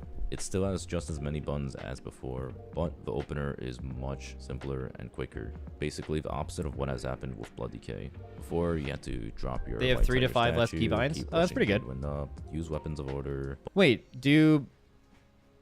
how do brewmasters have Fort Brew, Dampen Harm, and Diffuse magic? Didn't everyone else didn't they lose either Dampen or Diffuse? Or do tanks specifically get both? Or does Brew get Dampen in their tree? Okay. Bone Dust Brew, Exploding Keg, then you can finally play the game. Now it's just Weapons of Order and Exploding Keg and just go ham. There's no need to play Rushing Jadewind or New Zao, which reduces some buttons. Bone Dust Brew and Statue are gone, and it's a lot smoother to play. Both hero talents seem good, and the new talent Ox Stance helps a lot in a lot of That is a lot of stagger. situations. Purify, big dog. Ox Stance Alright, he's good. basically gives you a ton of stagger against large hits, which was a weakness of Brew when you didn't have enough defensive cooldown. Dude, Brew is like one of the best design classes in the game, like historically. Like the whole stagger idea, like this class being made right is so good when it's made well. Just how it feels to play. Just a really, really smart class. It also tricked so many people. Stagger as a mechanic tricked so many people into thinking this class was better than it was too. I think people can accurately state how good Brewmaster is now, but I remember tanking on every different tank. But it was like, I would say from Legion all the way through the end of BFA at least, you would just hear so many people, mostly casuals, just be like, yeah, man, just throw your tanks on Brewmaster. Stagger's OP. It's going to make them die the least. And that was just like, through every verifiable metric, that just wasn't true. That's just not how the class worked.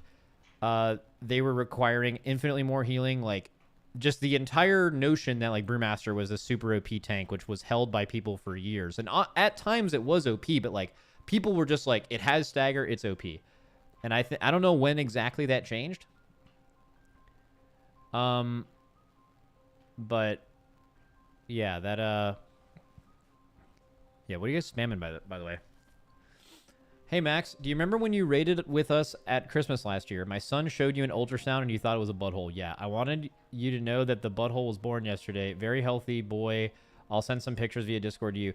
Yeah, your son actually already messaged me that, and it caught me off guard. So I got a Discord message from your son, which, by the way, congrats. But I got a Discord message from your son. Let me see if I can find it. Was it 2 nights ago? Last night? Something like that? And I was just, like, chilling on my phone, and then I saw a Discord notification, and it was like, hey, do you remember that butthole? And it just said that at like the top of my phone, and I was like, what the fuck is someone messaging me right now? Because I completely forgot about that. And then I opened it, and he was like, and he was telling me the same thing, and he was like, my son was born and stuff like that, and it was great. Or I had a kid, and I was like, that's fucking awesome. But it caught me. I was so scared. I was like, what could this possibly mean? But yeah, that is hype. Super congrats. So are you a first time grandpa? Are you a gramps now? That's awesome. Yeah. This is your third? All right. You're an experienced grandpa. Love that. The baby messaged you? Yeah, the baby hit me up. This is probably the tank that got affected the least, but as usual, Brew does soak up a ton of healing, making it extremely powerful with a lot of external healing and augmentation evoker. Brew damage is right up there with Bear and Blood Decay, and it does give Mystic Touch, but Mystic Touch is much weaker of a raid buff because of how little physical damage. Dude, can I complain about WoW for a second? How the fuck do they ever get tank damage tuning wrong? Like, single target and AoE on tanks. It seems like it would be so easy to just... There's so much less going on than DPS specs. It's infinitely less complicated. How can it not be balanced better than it is? Usually, right? Like, usually, like, some tank just does way more single target. Like, how does that fucking happen? Like what you see someone pressing in 1 minute compared to another tank. It's so basic. Like, how can they be not close, right? Do it nowadays. Even And it's the your worst for healers. typical melee, Well, healers like, healers is significantly more complicated than tanks, right? So like what they've done with healers is some healers do really good damage while healing, and then some just don't do damage while healing, but when you don't actively heal, they do way more active damage, or they should do way more active damage than the person who's doing it passively, right? So at least there's like a weird balance of trying to make that work. I think that's complicated. Tanking is not complicated at all. It's like all their buttons do damage. They're always doing damage while they're tanking, as opposed to healers. And it's wrong. It should never be wrong. Frost Decay or Red Paladin or Enhancement Shaman, they all do largely magical damage. It's a lot less popular of a tank, so we probably won't see it being played as much, but I do think this is the best monks Brew has monks been, historically and they'll not a likely very keep up popular in the class, highest just in keys general. with other tanks. In some scenarios, I actually do find Brew to be the strongest. When it comes to tanking bosses with a ton of dangerous tank busters, Brew feels amazing. With a ton of healing and augmentation of Vulker, Do you think Blizz is happy with the state of AUG? Probably. They recently nerfed a lot of their defensives, and because log hooks don't work on that class at all, I don't think not only is Blizzard happy with the state of AUG, I don't think they have any clue how powerful or not powerful it is. They just like, they did, as with most people, I just don't even know if they'd know. Brew feels almost unkillable. It's not as self-sufficient as Bear or Blood Decay, making it feel worse in the YOLO Pug scenarios, but don't let this stop you from playing the awesome tank that is Brewmaster. Vengeance Demon Hunter dominated for a good later half of Dragonflight. Oh, are they? And people have been fed up with this tank being meta for so long. Well, don't worry, because Demon Hunter is now dead and gone. I'm just kidding, but Vengeance is not that bad after a couple of buffs recently. Right now, it's definitely a shadow of its former self, making it feel pretty bad. The tier set and Luminous Sigils carried VDH for its duration in Dragonflight. Yeah, but like It's you now couldn't gone. continue to The have Sigil that. build dead. Dude, do you Well, guys remember the Copers? I don't know if they were Demon Hunter players or whatever, but like the people that were like, they can't nerf illuminated sigils. It's so fun. The only solution is to make every other tank have as many stops as this. It's like, are you fucking insane? Like that is the worst idea ever. Let's just add like fucking like 5 buttons to every Luminous other Sigil's class. not Like, gone, yeah, but it woo. is heavily nerfed. It's Right not now, it nerf feels this like one older thing for versions sure. of It's do Demon that. Hunter with the double brand build, just a lot weaker. Dawn Sigil was a 60 Well, I mean, I understand part of it was they were like higher level tanks were like, I like having this much control, and that I can understand. Like, if you're looking to challenge yourself, having the ability to solo CC basically is like an interesting challenge, and that does sound fun. But that's missing the main point of like tanking already being super not accessible for a lot of players because of how much pressure is on the tank in most Mythic Plus groups already. Not like high Mythic Plus, but like regular Mythic Plus. Like your tank is like the success chance largely relies on the tank in a lot of keys. And like adding more onto that would be bad for like almost, it would be the reason why it's bad, right? But yeah, I mean, I understand why they're saying it. cooldown and 6-second duration, but it's now 90-second cooldown and a 4-second duration. Despite the large nerfs, Demon Hunter is still a solid tank. Currently, Felguard feels like the stronger hero talent for M+. It's been both fun, but also feels bad to play with. It essentially turns meta into a powerful offensive cooldown, which is currently your biggest defensive cooldown. When you use it for damage, it feels really good because of how hard you can burst, but there will be scenarios where you'll want to hold it defensively, and you are losing out on a ton of damage when you do that. For the longest time, I never had to worry about putting meta on cooldown, and I always had it as a defensive to fill in the defensive gaps, but now it's an actual DPS loss if you're missing a use of meta. Overall, Demon Hunter looks like it will still be a strong tank that brings high damage to the group. It does very slightly less than the other tanks mentioned, but it does bring Chaos Brand, and that has insane value in the caster meta. Demon Hunter utility is also nowhere near as good as it was before, especially with how they reworked M+ mobs to recast. So just Oh using yeah, one of man, your that's mates- a whole nother can of worms. I actually, if there's any positive to how Mythic Plus works right now, which is a lot of people are really unhappy with it. Like kind of universally, people are really upset with how Mythic Plus plays right now on beta. Either the combination of the dungeon set, the way that stopping things works, the amount of mechanics, whatever, right? I think it's bad enough to where the outcry once more people actually start playing it. I think Blizzard is going to have to finally address the, like, what would you call it? Mechanic creep? Like the amount of mechanics that keep getting added to dungeons. Like, I think they're going to have to actually finally look at that. Because there's been, like, this weird scaling. Like, more and more stops have been added to the game. And then, like, I guess more and more mechanics have been added because of that. But, like, I don't know if Blizzard has an idea of how many mechanics they actually want you to deal with in a pack. Because top players are making none of them happen, so they're not fighting a pack most of the time. But then, like, when you go to lesser skilled groups, you can see this on Anduin.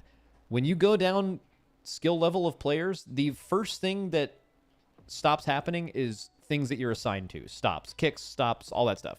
That's, like, the number one thing that people will let go off and not be as coordinated. And, like, so you're punishing that level of people more than you're punishing top players. And the solution this time is like, well, they're just going to go off anyway, even if you can't stop them. Like, before, I kind of, like, theorized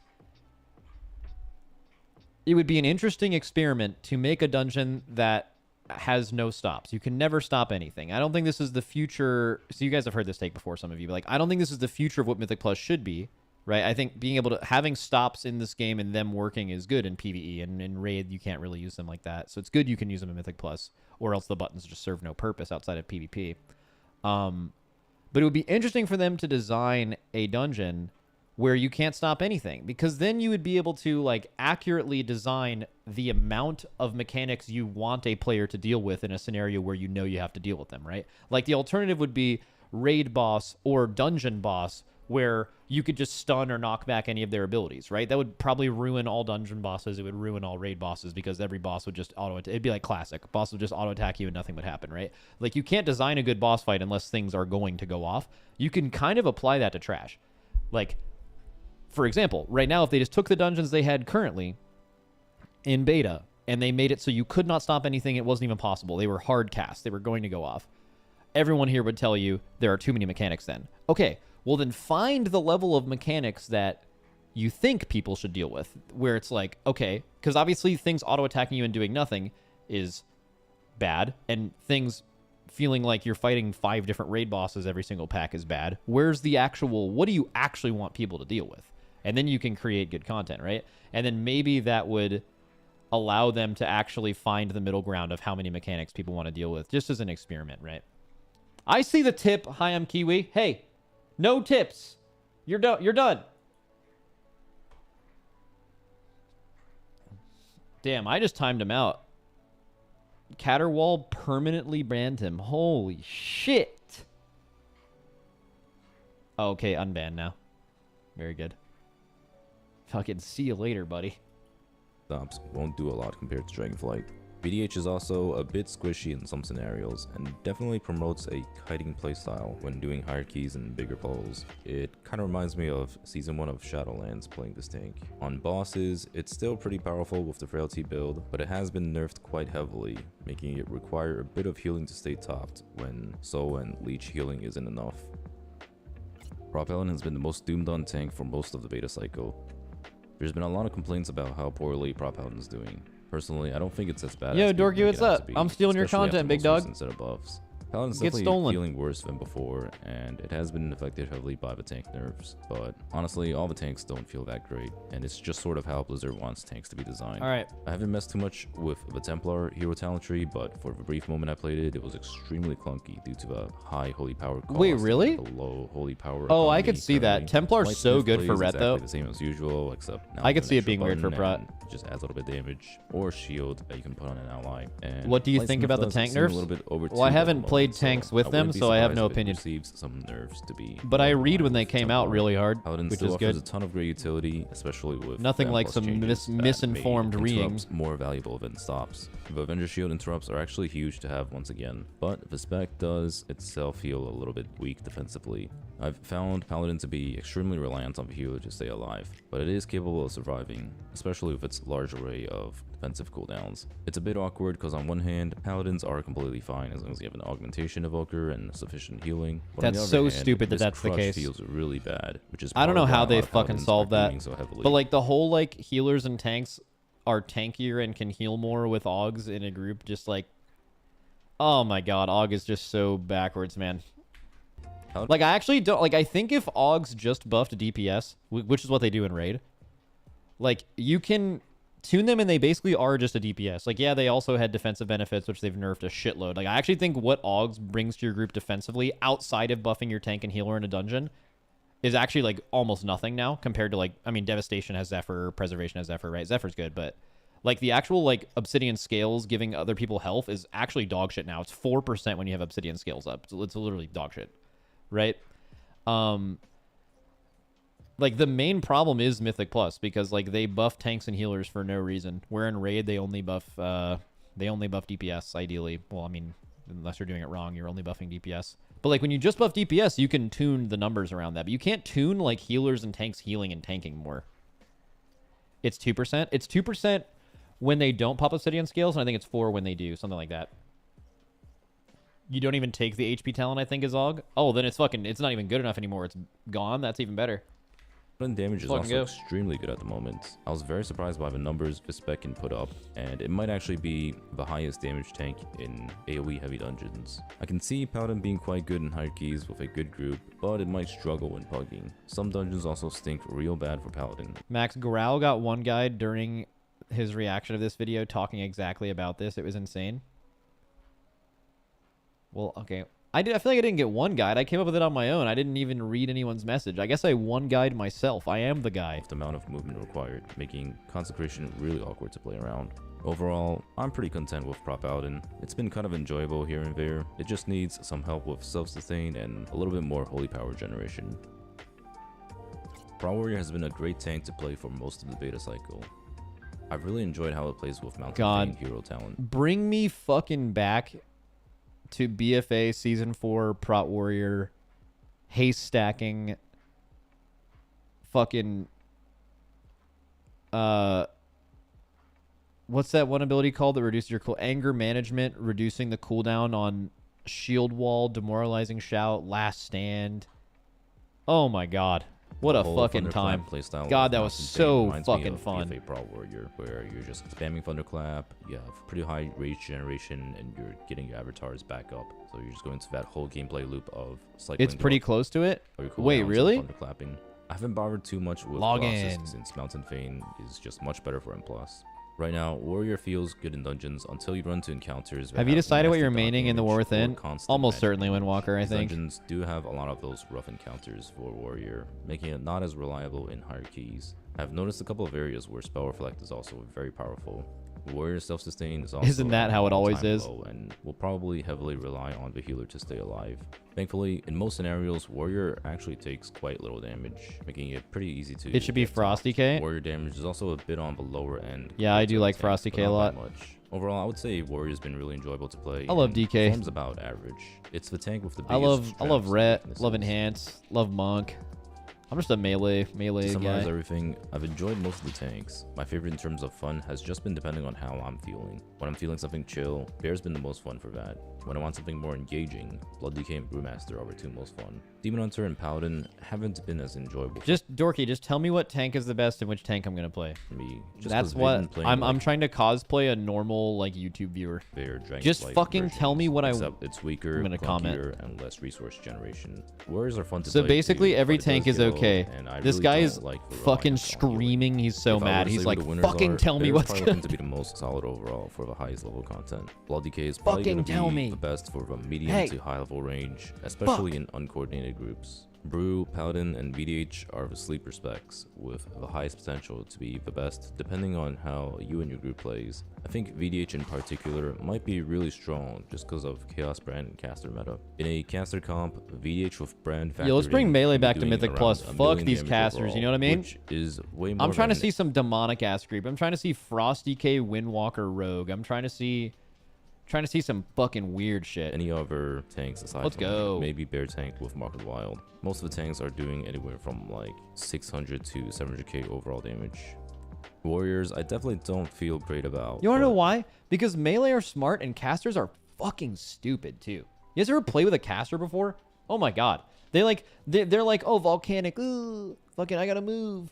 That's not Outta to say here. it's bad. Outta here. Fuck you, It's range. just ever so Fuck slightly you. behind the Fuck rest you, of the fuck you, tanks, fuck and you, they'll fuck still you. feel completely fine, if Let's not great go. to play. I honestly don't think most of you guys will feel like you're missing out by playing a warrior. Oh, As I for cast what spells. I'm playing, I'm Yeah, probably okay, planning man. on leveling all Whatever, the bro. tanks for Warfin. I'll probably pick something I based swing on what I want to swords. raid to as well, since I'm playing DPS and raid. So it'll probably be like DK or Druid. But I do want to keep up all the tanks if I'm able to. Anyways, if that is it for the video, thank you very much for watching. I'll start pumping out more YouTube content while beta's going through rapid changes. But in the meantime, tune into my Twitch. You ever live hear stream about if you guys Melee have crying any about Spiteful? questions. Dude, you're mad. You're actually so mad. All good, though. Wait, what is this fucking... what is this fucking background? That's good. Just get choked. All good. 15 things to do in pre-patch.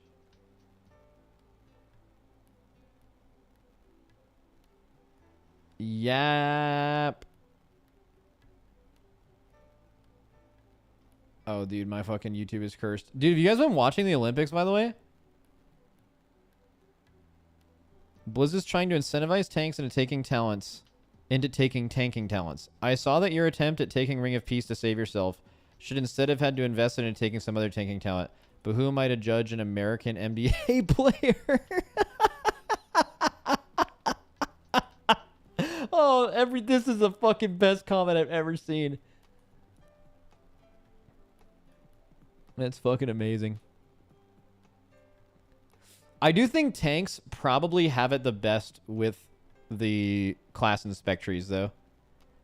Because, like, in a way, like, as a DPS, when you're looking at, like, a tree, it's really as simple as, like, I don't know, a robot's going to tell you how much damage you need to do in a Mythic Plus, and it's going to be like, these are the best talents for that objectively. Right?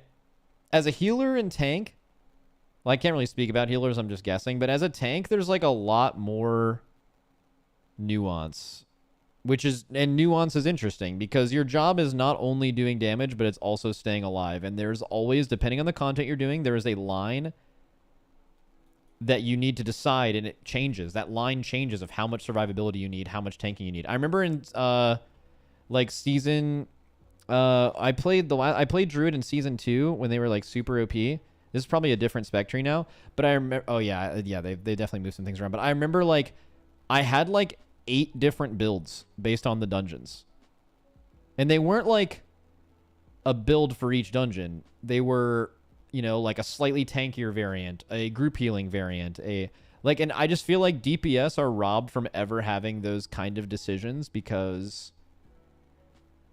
it's just simulator. You just play whatever. You can just objectively find out what the best talents are as DPS, and as tanks, that's nowhere close to true. And like different tanks will have different feelings on different talents, and that's so cool.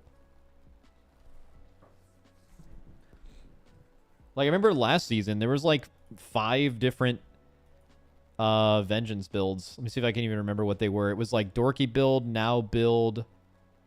There was the Class Discord build, which didn't run Sigil of Chains for a damage increase, which is hilarious. There was a bunch of really stupid ones. They sounded like PvP comps, like African Turtle Cleave or whatever. There was, like, some really fucking, Chinese build. Got all kinds of builds, baby.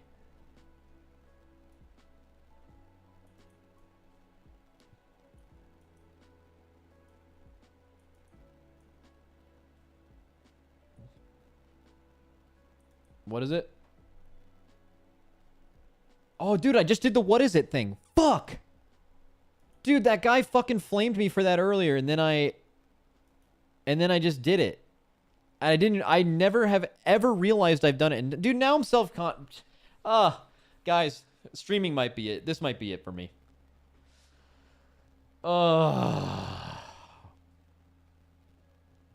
I've realized my tick. Spin. I need to spin, bro. I'm spinning or I'm ending the stream. There we go. All right, I feel better. I feel better. Oh. The dogs? Oh, do the dogs not know why I just did that, actually? Are they... No, they're sleeping. They're sleeping for sure. Oh, we have a wake up. Oh, he's gonna hit this crazy stretch, by the way. Oh my. Bro, he fell down. He was stretching so hard. He literally tried to hit a stretch with his couch still, with his legs still sitting on the couch, and he literally fucking fell down stretching. Come here, buddy. That one hard as fuck. Come here. Come on, show off to all the people. You're so cute. Come on. Come here, little Reppy. Oh, you're so big. Oh, hi, Reptar. Hi, little Rep. You're a little Rep.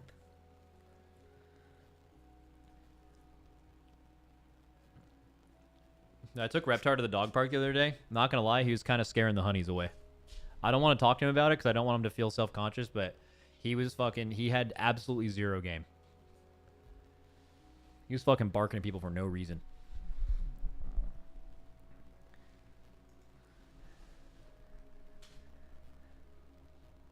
Let's see. Can't play this game right now because my mouse isn't supported after the patch.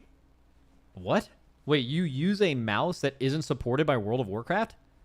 What do you mean? What could that mean? What kind of fucking crazy mouse are you using? A legendary WoW mouse. Legendary WoW mouse. Steel Series World of Warcraft legendary MMO gaming mouse. Wait, is this the one that I used on my... that I said I used on my Apple? No, that was the Cataclysm one. This thing sells for $800 now. Holy shit. Dude, by the way, I heard this thing was expensive as fuck. Well, what do you mean? What do you mean it's not working? Like it just doesn't function as a mouse anymore? Or like the side buttons don't work? Because like if the side buttons don't work, you could probably just program them to be a different button that WoW supports, I guess. You had to do a console load and now it doesn't work? Okay, so as much as I want to say like, yeah, fuck WoW for doing that and you should still be able to do your mouse, but can we talk about how you might want to just get a new mouse though? Like mice now are really fucking good. Like if you hadn't gotten a new one in the last couple of years, like they've got some solid upgrades since like 2008, right?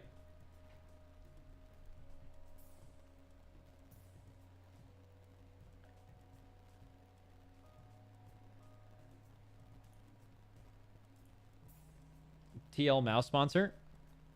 Yeah, actually, I mean, that's... I don't use the mouse that they sent me for MMOs. I use, like, a mouse with more buttons on the side.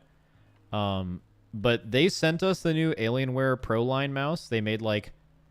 TL worked with them for a long time. They made a mouse and keyboard. And they sent them to all of our players. And I think 24 of our players now use it as their main mouse. The mouse... I'm using it right now. The mouse absolutely fucking owns.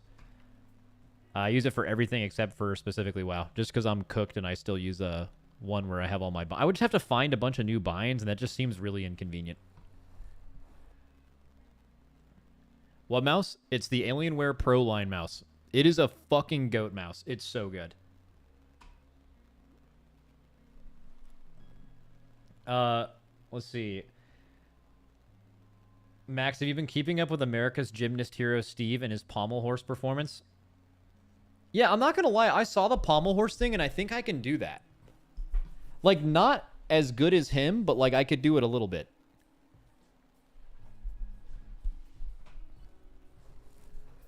No shot? Not even a little bit? Like, I could do some fucking twirls on that bitch. No, that guy's core strength has to be absolutely insane. And arm strength.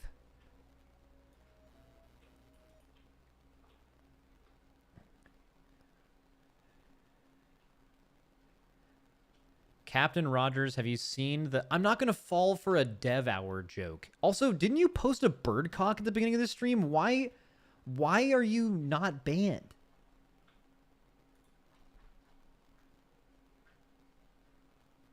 No? What do you mean fucking no? I can scroll up and see it, man. I don't want to show the whole thing, but like... You can... I mean, you can... I'm not going to scroll up anymore, but you know what's fucking above that. What do you... you can't just fucking make it up.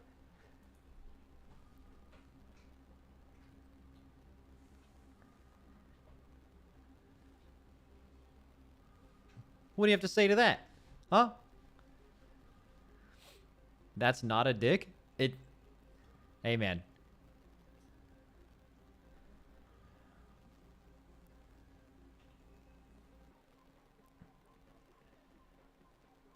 No, I actually have... So it's so cringe sending bird cocks in 2024. You did that too! You did it too! You posted the fucking tip earlier. Look. Guys, you can't hide from me.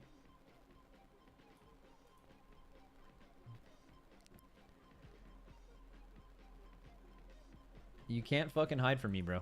Come on.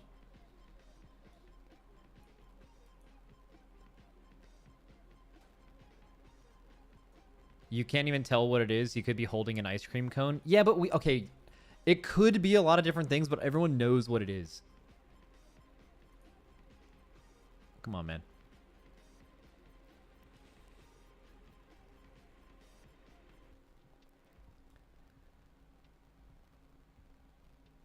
Max, hey Maximum, I'm sorry if this gets asked a lot, but the anxiety and FOMO of not knowing what will be considered the definitive meta tank class will be in the War Within is causing me great discomfort. Is there anything you can do to help me out?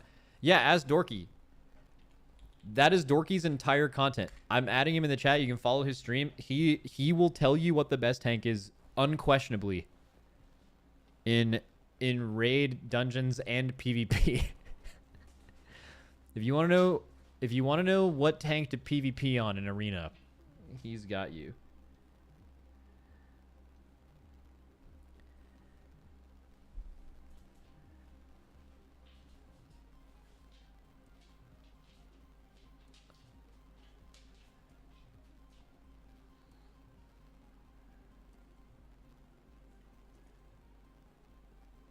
Hi, Lily. Guys, Lily wants some attention. We're going to give her some attention. Come here. Come on. Come on, big girl. Come on. Get up here. Let's get some attention to Lily, guys. Hi, Lily. Now, Lily does not scare the honeys away. They always come over and ask if she's a Dalmatian, even though she's 3 times the size of the biggest Dalmatian ever. But that's okay. Because she's a sweet girl. And she just wants love, and that's all. Lily's ripped? Yeah, she's strong as fuck. She's sturdy. That's what we'll say. You want to lay down? Come here. Come on. Come on. She'll just lay here.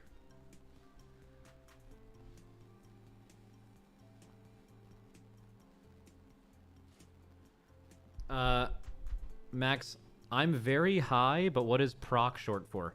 It's not really short for anything. Dude, honestly, I think proc is one of the best gaming terms that hasn't been translated into real society. Like, I feel like proc is an amazing way to...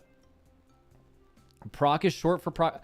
Okay, don't even fucking start. You guys have never heard, like, your mom or dad be like, wow, I procced that. Like, you guys know what that means.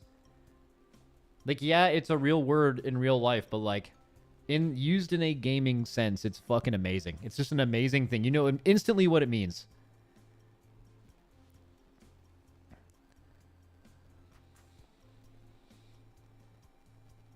Proc is short for Proclamation of Independence. Oh my god, fucking amen. Dude, I'm gonna go say the Pledge of Allegiance right now.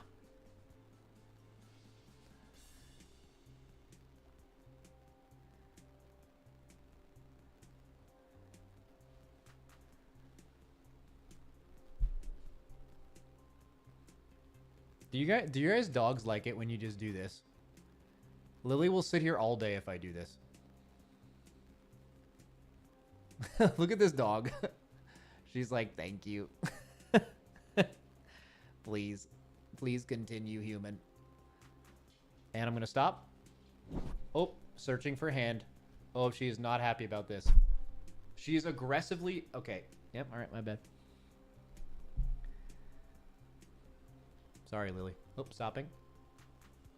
Human. Hello. Hand, please. Hello. You're such a sweet girl. Is that dog rare at all, though? What do you mean? You think I collect rare dogs? Reptar the fucking street dog? Are you a rare dog, Lily? Proct a crazy legendary dog. Dude, Lily is a legendary dog, though. Are you a legendary dog? Hmm? Are you a big girl? No, don't lick. Are you a big girl? No, don't lick. You know better than that.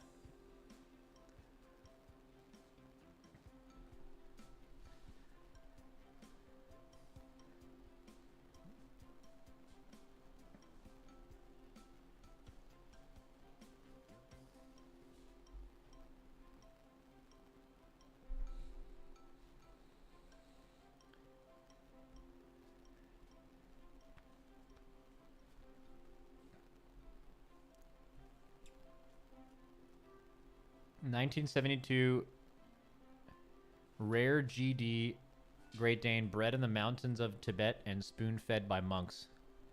Nah, I got this dog from a dog breeder in Texas who just raised Great Danes on his farm by himself, and his name was Ricky Martin.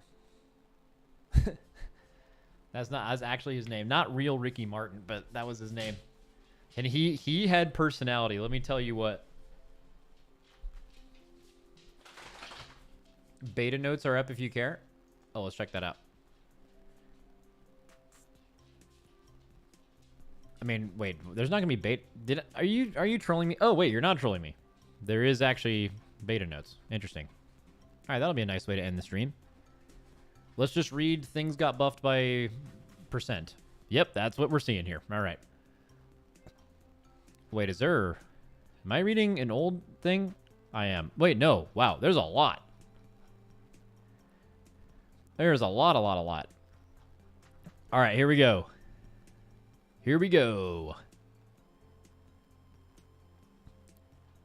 Deathbringer buffs. Rider of the Apocalypse Nazgrim nerf. Sandlane buff. Blood damage increased by 10% flat. Bone Storm now consumes up to 5 Bone Shield charges, was 10, so it doesn't your Bone Storm or your Bone Shield. And now it lasts 2 seconds per Bone Shield charge spent, was 1. That's just a straight up quality of life buff. Frost Glacial Advanced GCD now reduced by haste. Frost Scythe now reduced by haste. Frost Strike damage increased by 8%, a blip by 8, breath by 12. Shattered Frost now does 60, and they nerf Shattered Frost, okay?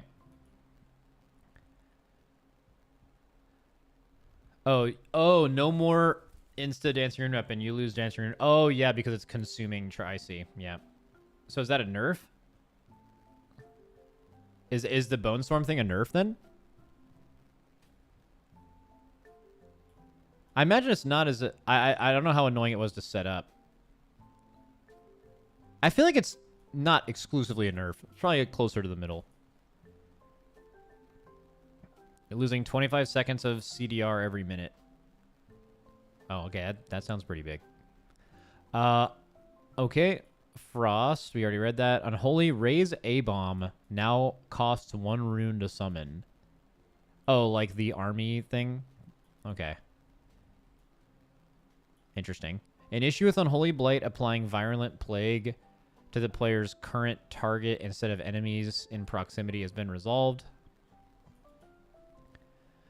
Demon Hunter, Eldrachi Reaver, changes Fell Scarred nerfs. Oh no, some buffs, some nerfs. Havoc I-Beam damage straight up doubled. The Immo Aura refund chance nerfed back to what it was at the beginning of Season 3. Before they nerfed it. Or, I guess, buffed back to that point. An issue with the final damage of Blade Dance double dipping into Nerebar Palace 2 set has been fixed.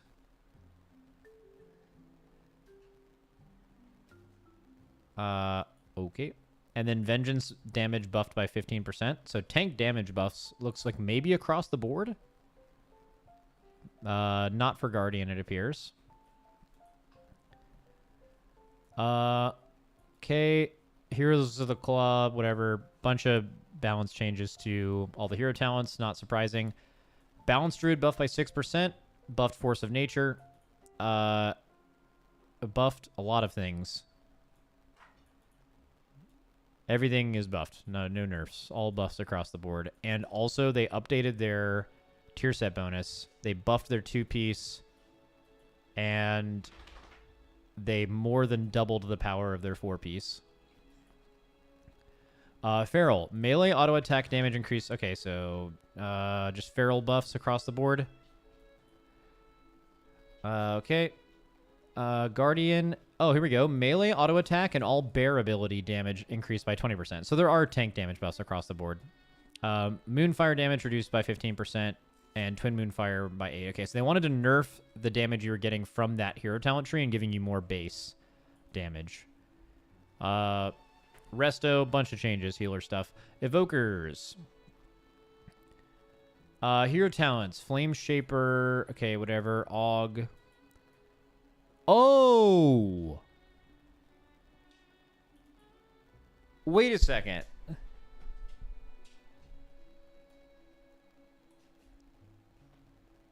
Wait, closest clutch mates being gone? Is that just... That's ripping... That's rip, right? That is fucking crazy. Wait, okay, I know they nerfed closest clutch mates before, but what is it currently? What is closest clutch mates? Like, what's the actual numbers right now?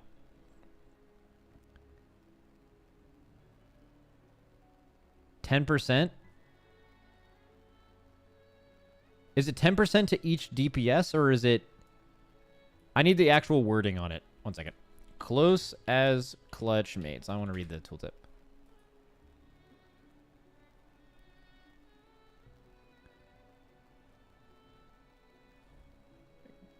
Ebon Might and Breath of Eons are 10% more effective when not in a raid. So, okay, so it's literally 10%. So they're just 10% better in dungeons than they are in raid. Wow, okay.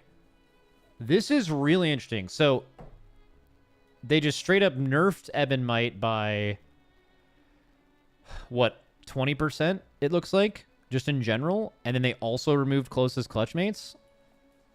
Man, two thoughts. Number one, I don't think you're going to play these in dungeons anymore. Number two, if you do still play these in dungeons, you're going to feel so bad about it. And this might make them not good in raid. But this is really interesting, though. This is... We were talking about how augmentation is designed, and it's like... If you're making augmentation for the everyman is not optimizing aug, so they need to be powerful for that person because that's who it is made for. Therefore, they're always insane when you optimize it. But by nerfing it, that's kind of making them bad for the people it's made for, which is just really interesting. But, I mean, as a top player, I'm certainly not complaining, so... maybe I'm missing some other changes here. Okay.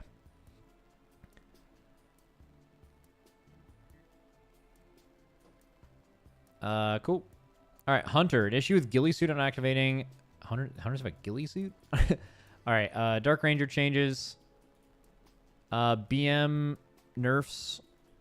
Survival nerfs and buffs. Mage hero talents changes. Arcane looks like some buffs, some nerfs, some fixes. Some buffs, some nerfs for fire. Scorch buff, but it looks like everything else was nerfed. Frost. Ray of Frost buff. Death's Chill bonus decreased, but increased its stack count. Bro, is Death's Chill the thing where you just spam Frostbolt, by the way? Because when I saw they were bringing that back, that sounded so fucking dog shit, but I don't play Mage, so maybe I don't know what I'm talking about. But the idea of, like, when I've played a lot of Frost Mage, and I did like 1 million challenge mode carries on them. The only time Frost Mage feels bad is when you are just spamming Frostbolt, by the way. So making an entire part of the spec where you're incentivized to do that is fucking wild to me. Death's Chill got nerfed. All right, well, if you don't play it, then that's good, I guess. Celestial Conduit healing reduced. Inner Compass now increases secondaries by 2 was 3. Temple Training increases the healing of Vivify. Okay, so mainly healer changes, I think, with Inner Compass. Little. Okay, that's fine. Brewmaster, again, tank damage buffs across the board. And I would just like to say, the closer tank's damage gets to DPS, the better.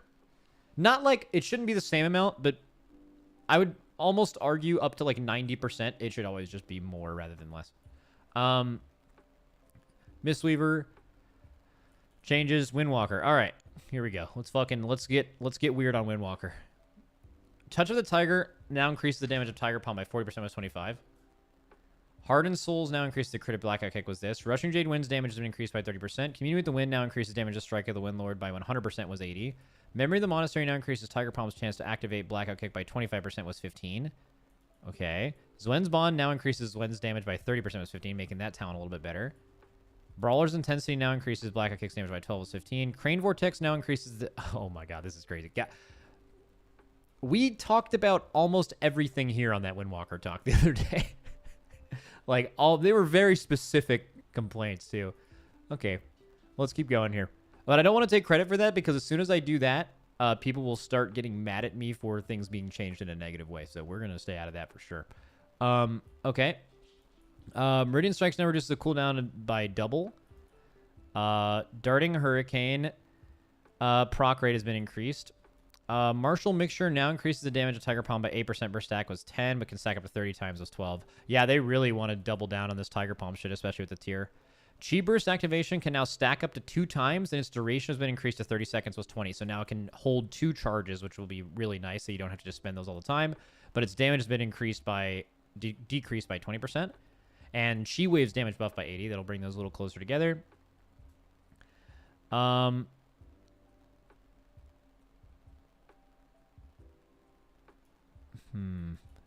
Okay. Okay, Rising Star. Those points always should feel better. Duration of Fury of the Wind stacking buff has been increased to 30 was 20. That's fine, especially in between packs. Whirling Dragon Punch now has a slight grace period. Oh my god. Oh. This isn't good. I mean... Oh... I mean, they could have just changed this, like, without that talk. But, like, there's a lot of things on here that are fucking specific, man. Oh, God. Like, actually bar for bar. I don't know, like, in the last, like, 3 years when they could have made this change, it could have been any of the weeks, right? It just happened to be this one.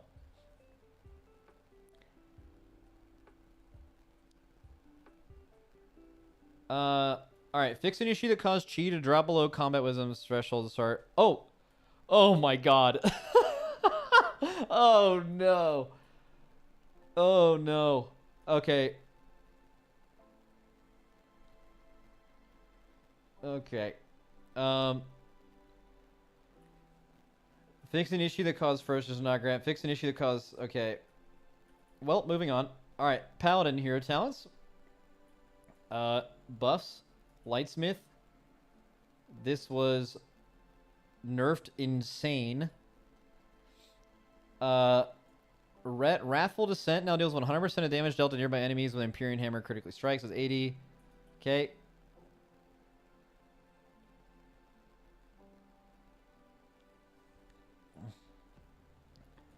Holy... Oh my god. I don't want to read any of this, but a lot of holy changes. Prop Paladin, who apparently need changes according to the tank community, just get a damage increase like every other tank, get mad. Okay. Ret, I like Ret. Wake of Ashes increased your damage done by 8% for 8 seconds was 10. Okay, just nerf the 4-piece. Blessed Champion now deals 25% reduced damage to secondary targets. Final Verdict reduced by 10. Reduce.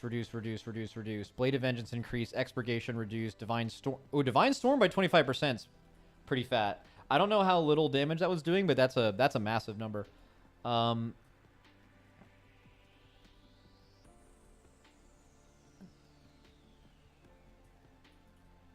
of Glory healing increased 20%. Issue causing Radiant Glory to not function with fast back-to-back procs has been resolved. Okay. Priest healing done from Void Shift to the Priest allies is now capped at twice Priest health. Why would that matter? Is that a tank nerf? Or is that a... Right? Because, like, that would... The only time... Void shifting a tank is the only way where that would... Right? From Darkness Come Light does this. Cauterizing Shadows. Resolved an issue. Fixed some things. Hero talent changes. Cool. Disc 5% damage increase. Holy Nova buff. Powered shield buff. Powered Radiance cooldown reduction. Nerfed the Bright Pupil talent. Those two are probably related in some way. Abyssal Reverie now increases the atonement healing from shadow spells. Nerfed Abyssal Reverie. Fixed a couple issues. But also gave 2 talents are now 1 point. So we are getting some design changes this late into beta. That's really interesting. Are these talents that people take? Did Disc Priest just gain 2 talents, or did they do this to incentivize you to potentially take them? They're dead talents. Okay, cool. I mean, I either one of those is good, right? Okay, Holy damage increase, Prayer of Healing and Circle of Healing by 30%. Some other changes. Trail of Light's 1 point talent. Shadow damage increased by 3. Dark Ascension nerfed. Mind Flay buffed. Mind Flay Insanity buffed. Mind Spike Insanity generation buffed by 50%. Mind Melt now stacks 3 times instead of 2. Now increases the critical strike chance of Mind Blast 50% increase. Mind Flay and Mind Sear from Idle now deal damage 10 times over the duration was 15. Mind Flay and Mind Sear damage from Idle increased by 50%. Okay, so it's this. Why does the amount of times they do damage matter? Because it doing damage 15 times. Oh, it's an insanity gain nerf. I see. Okay, fix an issue causing Psychic Link to not always hit the max range. Cool. Okay, Rogue. Hero talent changes, which is probably good. They dislike all their hero talents, so that would make sense. All ability damage for Assassination buff by 10, auto attack by 10, Crimson Tempest by 8, Venomous Wounds, energy, so a little bit of energy economy buff as well. Outlaw buffed by 10% across the board. Ace Up Your Sleeve now grants 5 combo points, was 4. Combat Potency increases energy regen by 30, was 25. So energy, they increase the energy economy of Assassination and Outlaw, and then Subtlety just got a slight nerf. Shaman removed a couple unnecessary sounds and animations from Stoneblower Totem. I wonder what that... okay. Earth Elemental Summon no longer resets the swing timer. That's so random. I guess that's like an enhanced problem. Like if you ever Earth Ellie defensively, your fucking swing timer gets reset. That's like such a minor... Why would anyone even ever notice that? But fucking W change. Fix an issue causing this to transport. All right, hero talents... changes. Some changes to hero talents. Let me see.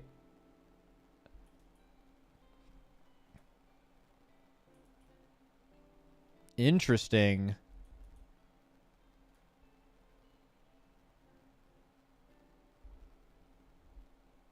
So they nerfed Tempest in Ascendance, I guess.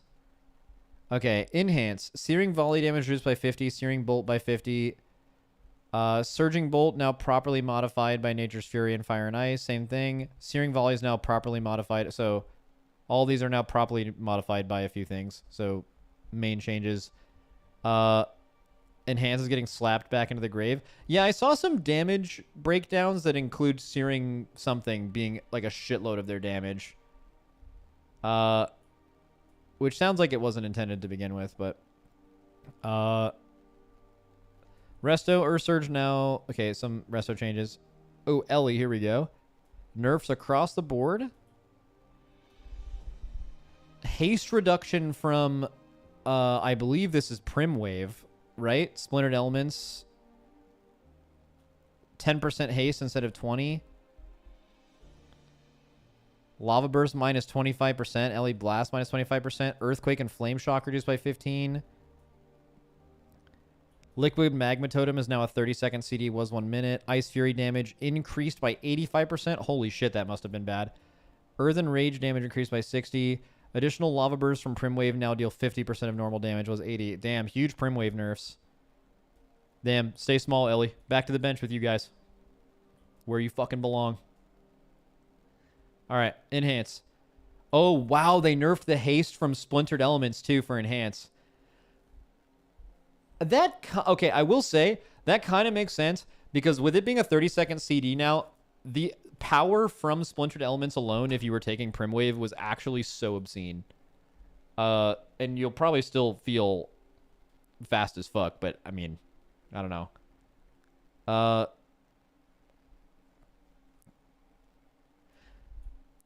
If you want to be a glass half full person, too much of your damage coming from random shit like this is something you don't want, so they can tune your actual abilities design-wise to do damage. But this close to the expansion, I certainly sympathize with all of you that feel like your class is going to be fucked with nerfs this late. I think it's true.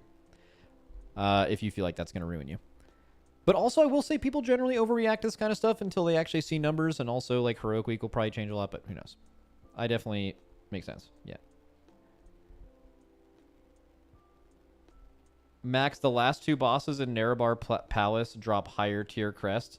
Oh my god. We possess too much power. I am not responsible enough to have this power. Okay. I mean, that does just make sense, though. Like a Mythic plus... What is it? A 9... gives you aspect crest, but like the heroic end boss doesn't. When the heroic end boss is harder than the first few mythic bosses, like the last boss or the last two bosses dropping aspect crest should happen. Wicked cleave damage increased by 830%. That is a fucking big number. God damn, were some of these things bad. Okay. Other miscellaneous warlock things. Affliction buff. But they're going to have to buff... Wait, wither damage increased by 35%. I've seen a few breakdowns of warlocks where wither is doing a lot of damage. This fixed an issue must have been, like, really interesting. Wither was bugged and it was doing... And so they fixed the bug and now they're buffing it because the... Okay, something like that. Warrior. Shields... Destruction. Chaos Bolt by 20. Shadowburn by 25. Conflag by 25. Incinerate by 15. So Destro buffs across the board. Demo buffs across the board.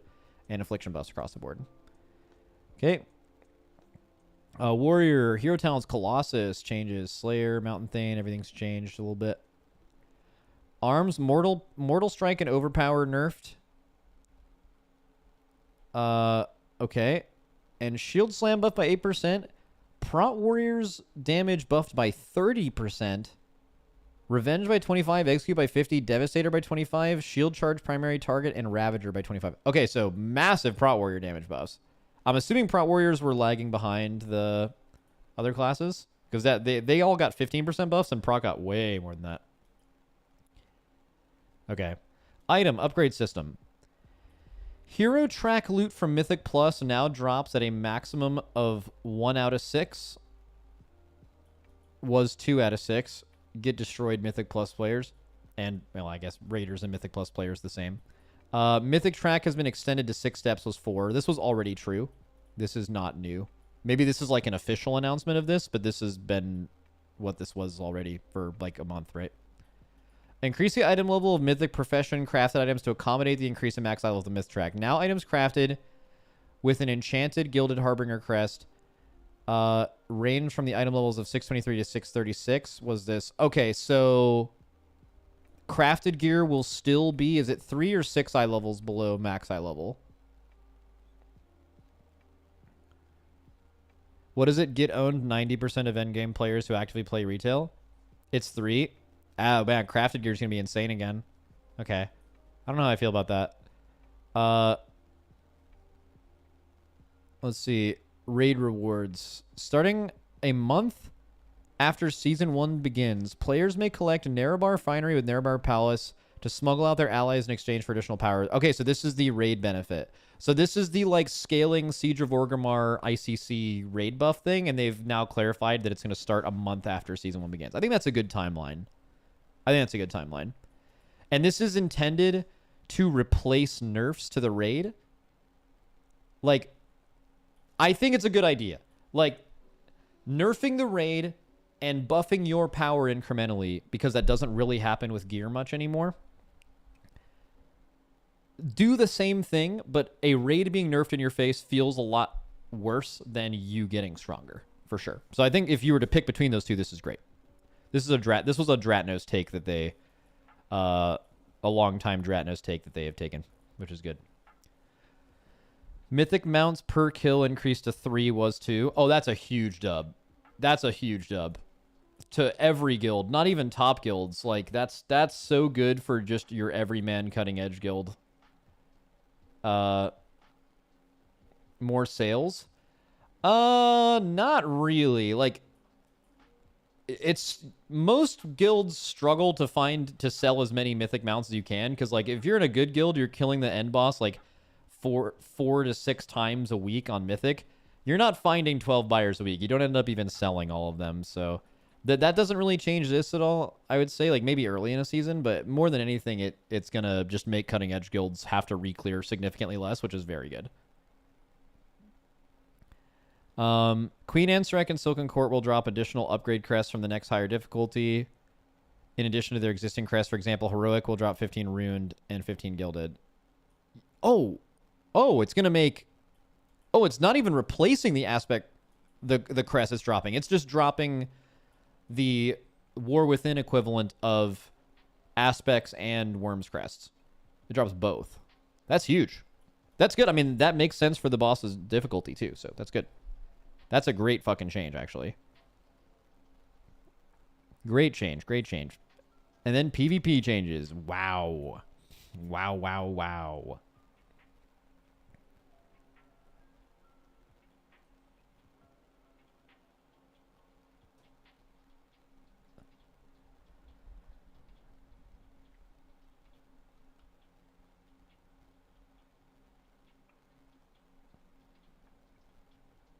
Does that mean you will get Mythic Crest week 1?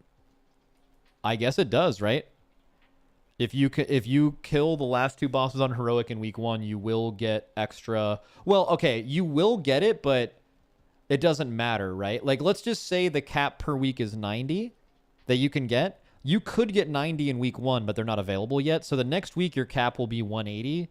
But if you would have killed the bosses previously, you might have 30 already, but you're not missing. The way the system is made, you're never behind on Aspect Crest ever. You can only. It might not even be extra. You might actually just earn 30 towards next week's cap. They might not even introduce the cap in week 1. So it doesn't matter either way. You're not going to have any power that someone else doesn't do eventually. Or maybe they just won't drop week 1. They get to do that too.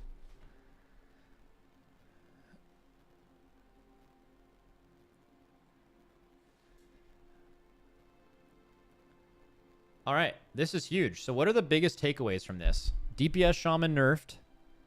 Bunch of Holy Pally changes. I don't know if these are good or bad. I don't know anything about this. Healer Priest buffs. Nothing to see with Windwalker, by the way. Nothing to see here. Yeah, nothing there.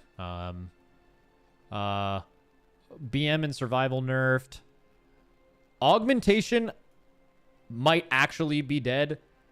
I don't know about in Raid, but in Dungeons, I'd be really surprised if they ended up still being used. The only thing is they're still going to buff your healer and tank. That might be part of it, but they're going to be such a significant damage loss now. Like, they already are a damage loss. It's going to be way worse in the next expansion. So either Aug is going to be dead in Dungeons, which people probably won't believe until it's true, which makes sense, or you're going to still run them, and it's going to feel so fucking bad. Because something that's different in the expansion is now keys scale harder than they have before every key level, and deaths are worth 15 seconds instead of 5. So dying ever is bad. So if you can make your healer heal more, you may just do that, right?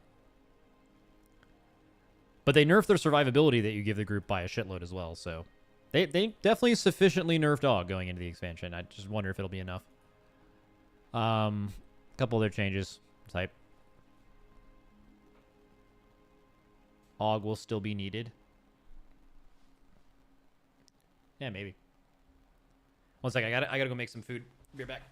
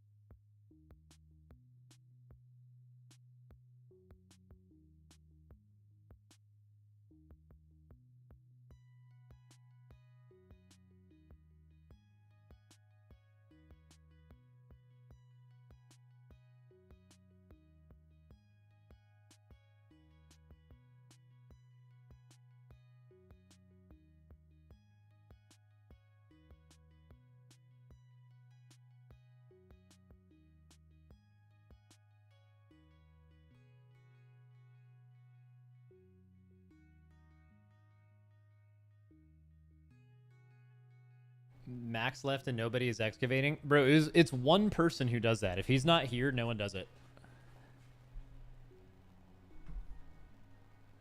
Max, how do you feel about the Windwalker notes? Bro, I feel weird because there's a few things that they changed here that feel so incredibly specific and based on exact problems we brought up the other day when we talked about Windwalker on stream.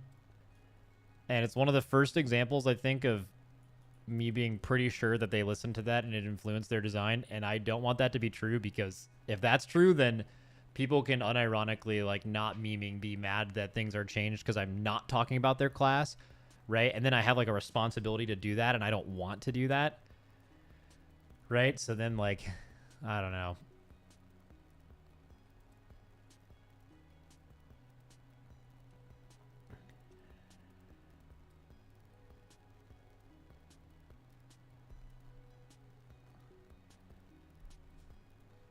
J-Funk was apparently already submitting feedback, so I doubt that that's true. Yeah, I mean, I hope you're right. It doesn't mean anything to me for that to be true. It's only bad for me if it is, so.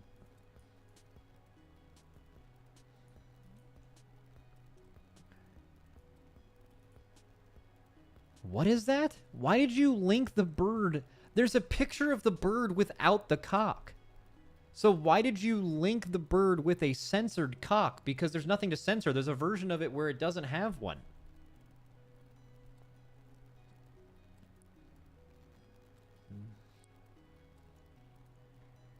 Dude. Okay.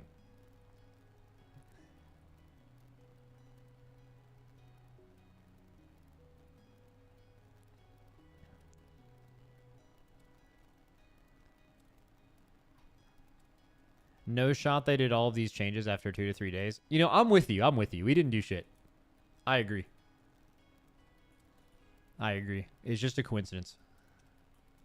Let's fucking go.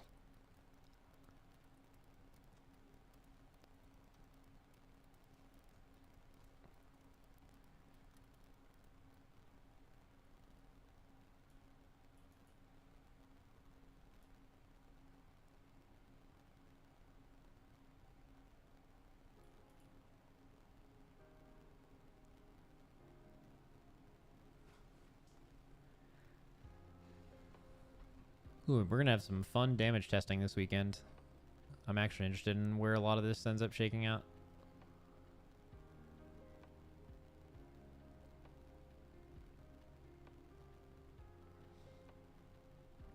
All right, my food's ready. No rubble. No, no.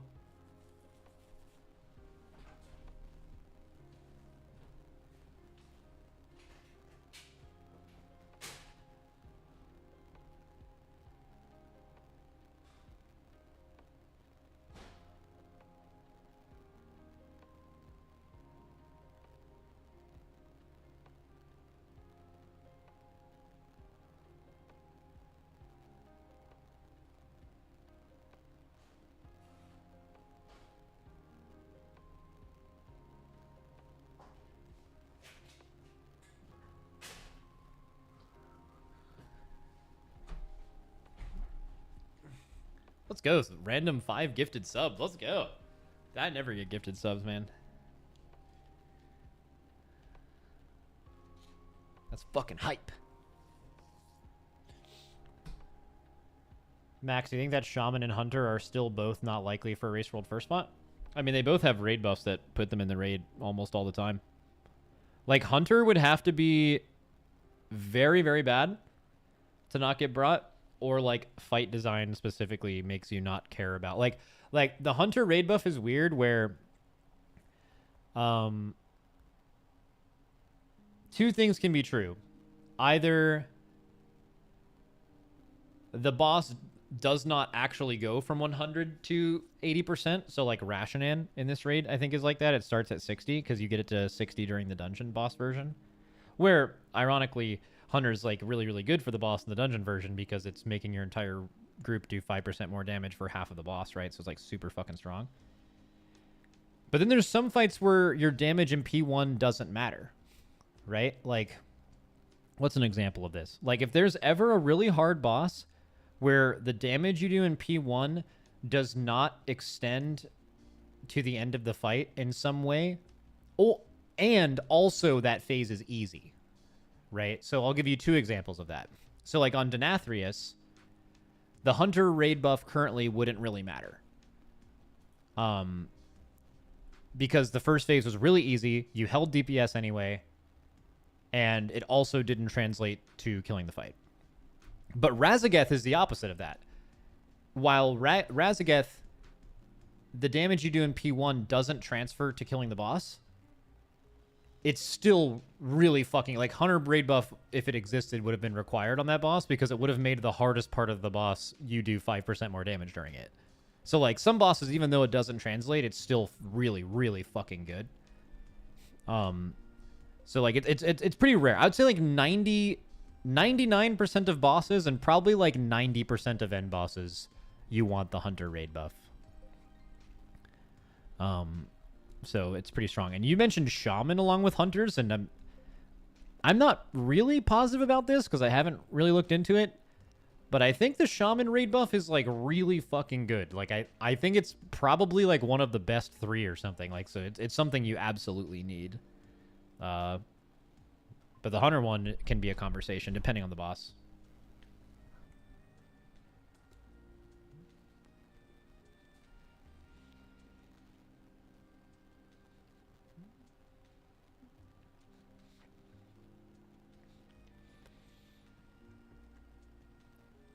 The Shaman raid buff is required if there's, like, 2 melee. See, okay, so anytime you're giving the Wind Fury thing, the answer to that's yes, but, like, the Shaman buff might actually be worth it even if you have 0 melee. Like, literally the tanks and healers meleeing, for the healers that do melee, Plus the mastery is probably enough to bring. I think. I don't know, but... So, yeah, I don't know. The shamans are chilling. Shamans have a legit raid buff. Max, your view count went up when you left to get food and dropped when you got back. What are you saying?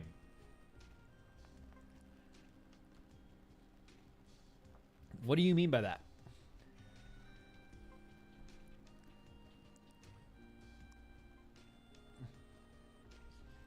It's just a fluke. Sometimes viewership goes up and down randomly. It's just a fluke, chat. Trust.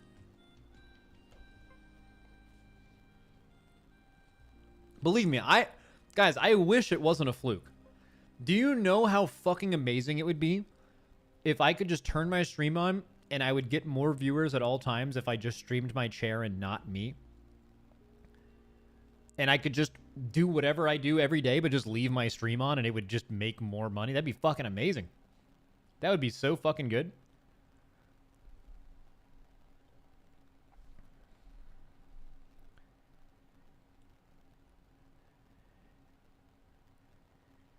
Max, what do you think of the council boss being the second to last boss in the War Within?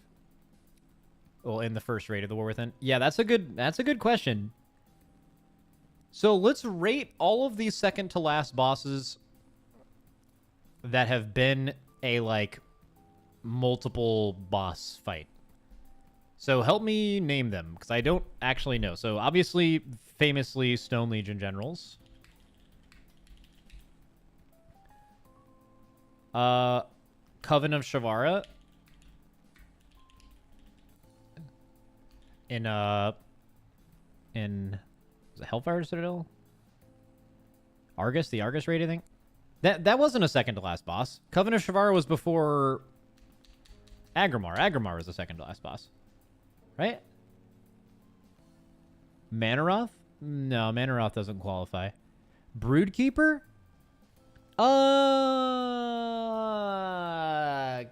Could not really. I'm like, it's probably like the closest. Twin Consorts and Throne of Thunder. That one counts, yeah. Twin Consorts counts. Because Raden was like not really the last boss. Like it was, but like Lei Shen was the last boss.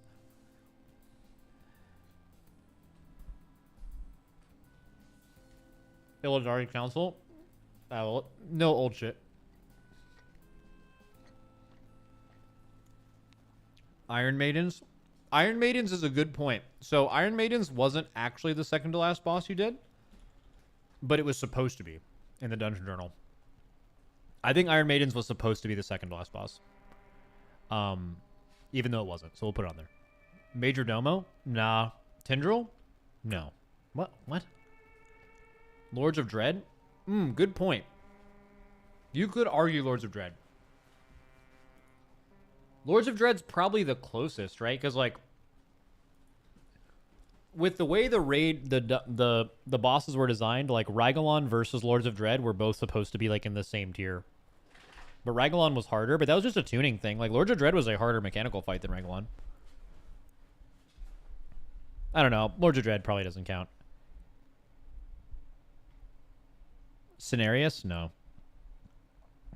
I mean, wouldn't the Blast Furnace count too? Actually, Blast Furnace is kind of like that, yeah. But not... Blast Furnace was a very unique fight. Would you count Fallen Avatar and Tomb because you fought the Maiden?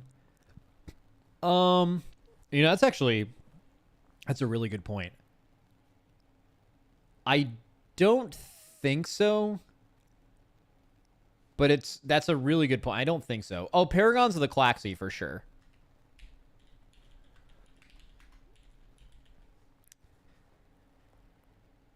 Stormwall Blockade. Ooh, so smart. That you wouldn't think so, but it is kind of like that. Because like in P1, it was like your raid is split. You're fighting two different bosses, which does kind of seem kind of Stone Legion generally. And then in the last phase, when you're fighting the main guy, you're also like permanently hitting mobs coming in at the same time. So like...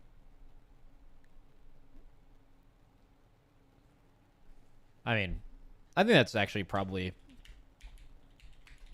I mean, but if you're going to give if you're gonna give this many like leniencies to choosing bosses, wouldn't you also just say that Broodkeeper belongs here too? If I was being stingy on it earlier. We've lightened up the restrictions a little bit. We can put Broodkeeper on there.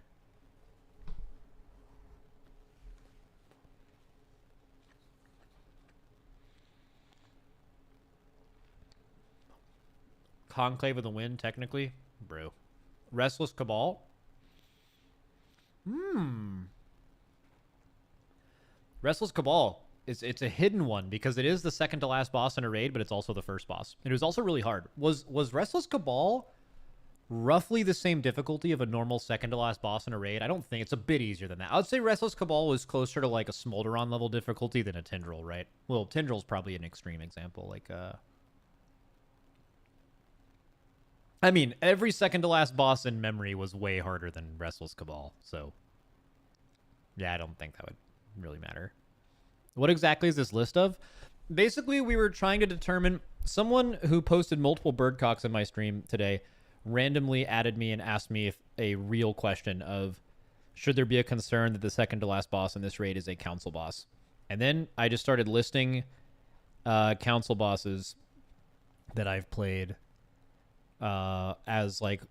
Well, it started out with council bosses, and now it's just like different weird second to last bosses. Just to kind of see what the average quality is of these. So let's just stop here. There might be some more, but let's just stop here. So Stone Legion General is widely regarded as the worst fight of all time. But I don't think it's because it was a council fight. Right? Like, if I see a council fight, I'm not like, oh, Stone Legion again. Because, like, what made Stone Legion bad was, like, 80% spell queuing and 20%... no, sorry, 70% spell queuing, 20%... and I'm not making this up, an NPC in the intermission being inconsistent. And 10% was the last part of the fight was the easiest, was like one-shottable, super easy. But there was nothing wrong about it being a council fight. Twin Consorts was actually a really cool encounter in Throne of Thunder. High-end players don't remember this very well because this boss was unkillably overtuned, and then they nerfed it and it instantly died. So, you know, you're never going to think of a boss like that too highly, but that's only for a few guilds in the world. I think for most people, it was just an enjoyable encounter. Iron Maidens was a good fight. Paragons the Klaxi was a good fight. Stormwall Blockade was a... was Stormwall Blockade bad, or was it just, like, really fucking easy? I mean, I guess... if you're the second to last boss in the raid and you're really fucking easy, that kind of by default is bad, right? I don't know. It was like, okay. I have a super warped opinion of this because when we fought this in Battle to Zarlor, it was super bugged and we didn't think we could kill it because we thought if we killed it bugged, the ads weren't moving. Blizzard said we could kill it. They were like, you can kill it if we can't fix it in time. But could you imagine when Method was the only guild streaming Race World first and we were like the villains because we were robbing people of content by not streaming? Can you imagine if we released a Broodkeeper kill video and our ads weren't moving? We would have been like publicly executed. Like, so we just couldn't kill Stormwall and were forced to go to sleep. So I will always remember that boss very unkind. Like we were just ready to kill it and we just couldn't and had to go to bed. Broodkeeper... you know, I'm not going to lie. Broodkeeper could have been way worse. Like, I don't think Broodkeeper is an awesome second-to-last boss. But I think with what they were given to work with, I think Broodkeeper ended up about as good as it could have been. Which is mid. Like, Broodkeeper is mid. But, like, it had nothing to work with. So, they made a me mad boss, and it kind of... turned out pretty well, I think. So, Broodkeeper is alright. Basically, if you were killing ads in P1, you had a good time, and if you were fighting the boss, you were doing the most boring job of all time. You were just hitting the boss, doing absolutely nothing, and just wiping. And you were just like, okay, fuck yeah. But the last phase was pretty good. Okay, so are we concerned with Silken Court? I still feel like most... so... if you guys have watched raid testing of Silken Court, Silken Court P1 is fucking incredibly hard and really, really precise. And it's like an overload of mechanics. And I don't think any public testing guild really even got past like the very first charge. I think Silken Court has potential. I think, okay, so first of all, P2 is just significantly easier than P1. P3 is significantly easier than P1. All of you guys can know this. There was a publicly streamed VOD of people using like time running gear, and like they didn't take any damage, and like they wiped on the pole, and then 4 people just lived for the entire fight. So you can see the cast sequence of what everything's supposed to look like, right? So I'm not telling you how far we got, I'm just telling you that like this is publicly available information. And like P2 and P3 are majorly slowed down, and the things you have to deal with are a lot easier. So like, and both of the intermissions are like really fucking cool. Like actually really good. So I think if they can make P1 Silken Court less, like if they leave Silken Court the way it is right now, even with people copying strats, I think you're going to have a really not fun time in P1 Silken Court. I think it's going to be like really annoying. Not to mention that, like, do you guys know how on Council of Dreams, how it's like really fucking annoying that the bosses never really quite stack up? And like it's just like they're intentionally annoyingly porting away from each other and shit. That is how Silken Court feels. It's like basically the only real way to do the fight is just to completely ignore one of the other bosses for most of the phase, and that just feels like shit. That's not necessarily true in the other phases, but and I just think P1 is like not made super well. It's doable, but it's not made super well. I don't know. It's weird. I can see a version of Silken Court being really fucking cool to watch and to play, but most of it doesn't include P1, so I'm not sure. I don't know if I could give it an answer yet, but I think historically second to last bosses that are kind of like this aren't necessarily always bad. Just one of them is famously really bad.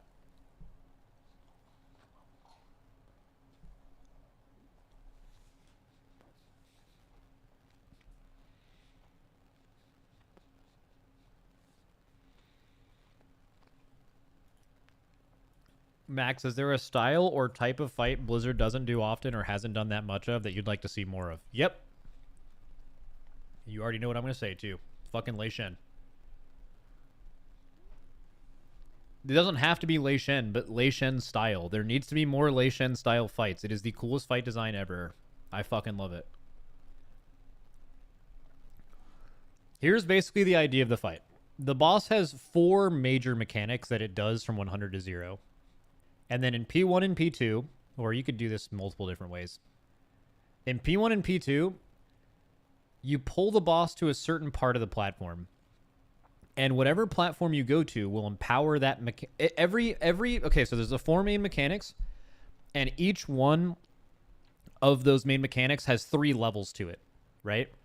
And in each phase, you have to charge up 2 of the boss's abilities. So in the last phase, you're dealing with like 4 empowered abilities, and that can either be everything increased by 1, or like you don't want to empower any of them at all. You'd rather deal with like the triple empowered version of this. And basically the way you do the fight, it's like a build a boss. You can decide what is the hardest thing to deal with. And when that is made correctly, where it's like an actual interesting decision, you have different guilds doing different strats based on what their guild is good at.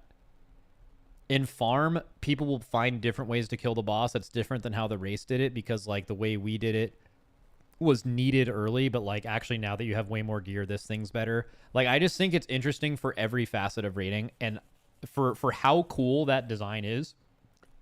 You asked, what do you wish they did more of? When was the last time they did this? I think it is like the best structure for a boss ever. And I think the closest you could say they've done this is Council of Blood. But I don't think that was made super well. One of them was just way easier than all the other phases. Kurog? Kurog was supposed to be that, but then they changed it. That's why I hate Kurog so much, because they almost made it that, and then they just made it some shit fight. By the way, I am aware that Kurog is fun to play. I know some of you guys, whenever you hear me say Kurog's a shit fight, they're like, I like Kurog. Like, I don't think it's bad to just do Kurog, like Natty. Like, it's not a bad boss to pull, but it's just an absolute failure in design on multiple levels.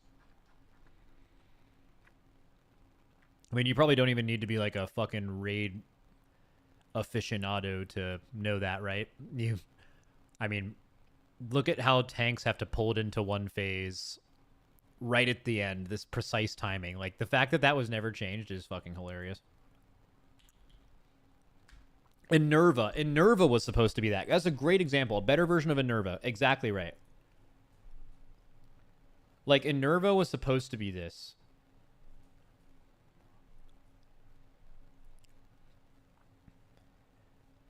Like, Agira, it started draining during certain parts of the fight, but then you could choose whether to drain or not. But the problem with the boss was it wasn't punishing enough to deal with any of the specific mechanics where you would need to avoid them. Plus, the mythic mechanic of Inerva made it so every time you drained something, it just went into all the other canisters. So you were never able to actually remove energy. A cooler way to deal with that fight would have been you added overall more gain, so you had to deal with the punishment more often. But, like, draining a tank to remove a mechanic would have had to make the fight really, really hard in some way. Like, a crazy amount of healing, a crazy amount of mechanics to deal with. Like, think of like an overcharged version of a certain mechanic. Okay, you have level 3 of this mechanic and you want to go to level 2. Okay, you can have level 2 for the rest of the fight, but you're going to have to deal with like a mechanic set based around the level 3 of this that's super fucking hard for 15 seconds. But if you can do that, you have now nerfed the fight for the rest of the fight, right? Like, that's the level of punishing that it should be to open a canister. But it wasn't super punishing to open a canister. It just did a little bit of raid damage, and it just sent all of the juice back into the other mechanics, and then they made an insta-wipe mechanic if any of them hit full. So it's like you can't actually you couldn't actually choose anything. It just was what it was, right? The only thing you could do that was interesting on Inerva is pop cooldowns during certain parts of the fight to like change. So she focused a different canister from 100 to 75, from 75 to 50, and 50 to 25, and 25 to 0. Those were all each quarter of that boss's HP was she would drain, or I guess not drain. She would buff a certain like mechanic. So the one on the pull usually never got any juice because you were lusting on it, right? So like it would be different ones. So like if your CDs were coming up at 55%, maybe you would hold them so you could just do 50 to 25 as fast as possible. It wouldn't seem like it would make that much of a difference, but it would mean that you would only get a level 1 of the hardest mechanic, and you would only have to deal with a level 3 of the easiest one, right?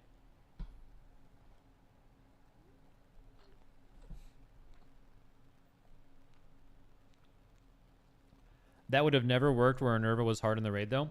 Where it was in the raid. You're exactly right. You don't want to make a boss that early have that much going on. That's why I'm saying I wish they did a second to last or last boss with Lei Shen. It's really only interesting when it's an end boss.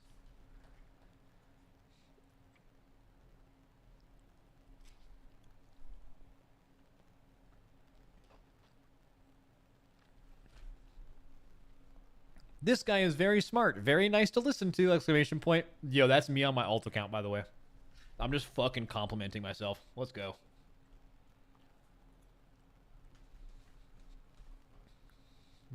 Boy, I'm so smart. Dude, my little shitty program that plays elevator music while I'm talking is not working right now, and it's tilting the fuck out of me. I tried to, like, cancel its process in my task manager, but it's just not working, and every time I reopen it, it just isn't playing any music. It goes fucking crazy hard. Oh, I just fixed it. Let's go.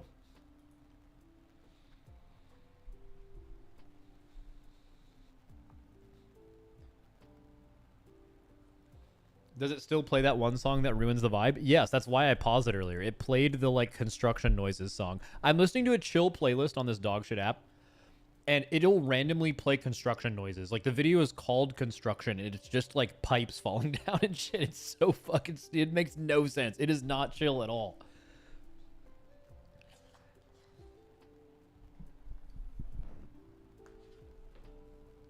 And you can't remove it from the playlist.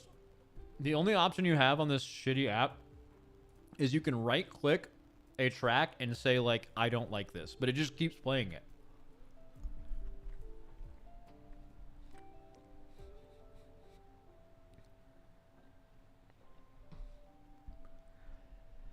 I'm so split between DK and Monk. Mainly Mythic Plus. I like both tanking and DPS. What do I do? Play whatever the fuck you want, man. Play them both. Have double the fun. Right? I mean, isn't that the obvious decision? Oh, man, I really can't decide between Monk and DK. Bro, as long as you start 2 characters at the beginning of the season and you're not playing catch-up on one of them, it's like... There's only a limited amount you can do per week to get gear. I feel like you can easily... I mean, obviously people don't have infinite time, but... The only time playing a second character sucks with the current gearing system is when you start late and you're like have to do way too much at one time and you just never do it. Just quit your job and play WoW only. Goes hard.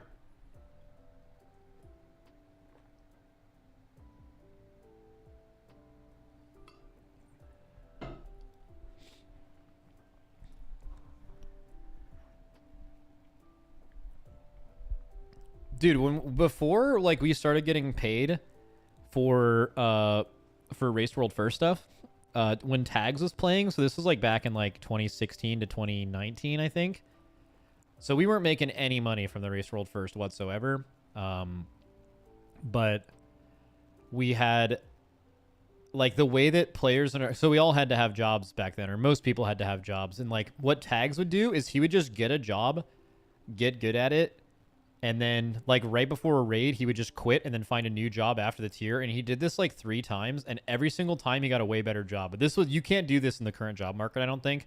That was back when like people changed jobs like every year and just kept getting offers from higher companies and stuff like that. So I think he did it at like the perfect time.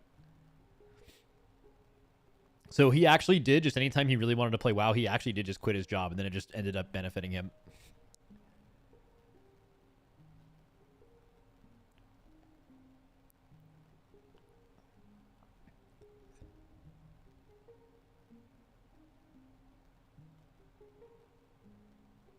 It still exists? Yeah, probably certain markets it still exists. Damn, I should quit my job for the War Within. Good idea. Yeah, do it, man. I mean, what's the worst that could happen, right? You don't get a new one? Fuck it. More time to play WoW.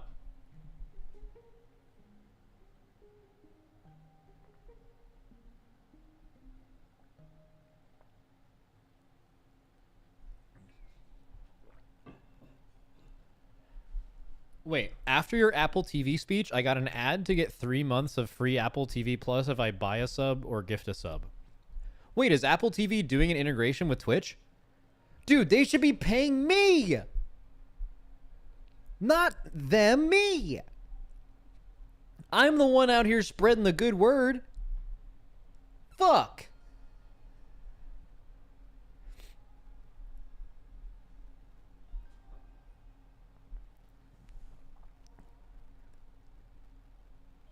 Apple TV is good? No, it's bad. Do not buy it. I'm fucking mad now. Look at that.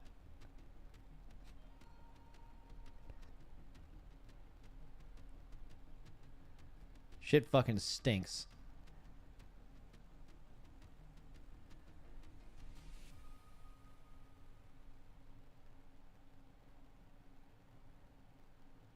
Oh, now people are telling me to spin. I don't want to spin. I already spun once today. I can't do it again.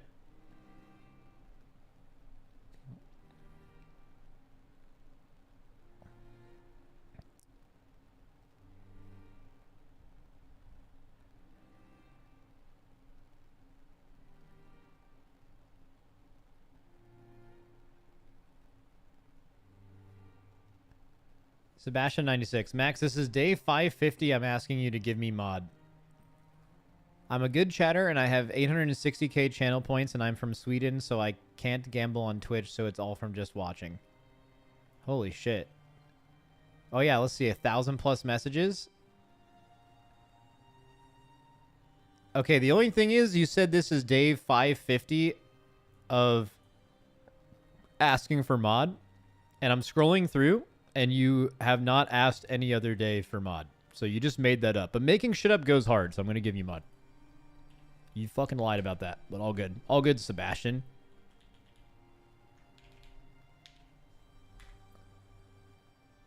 Let's fucking go.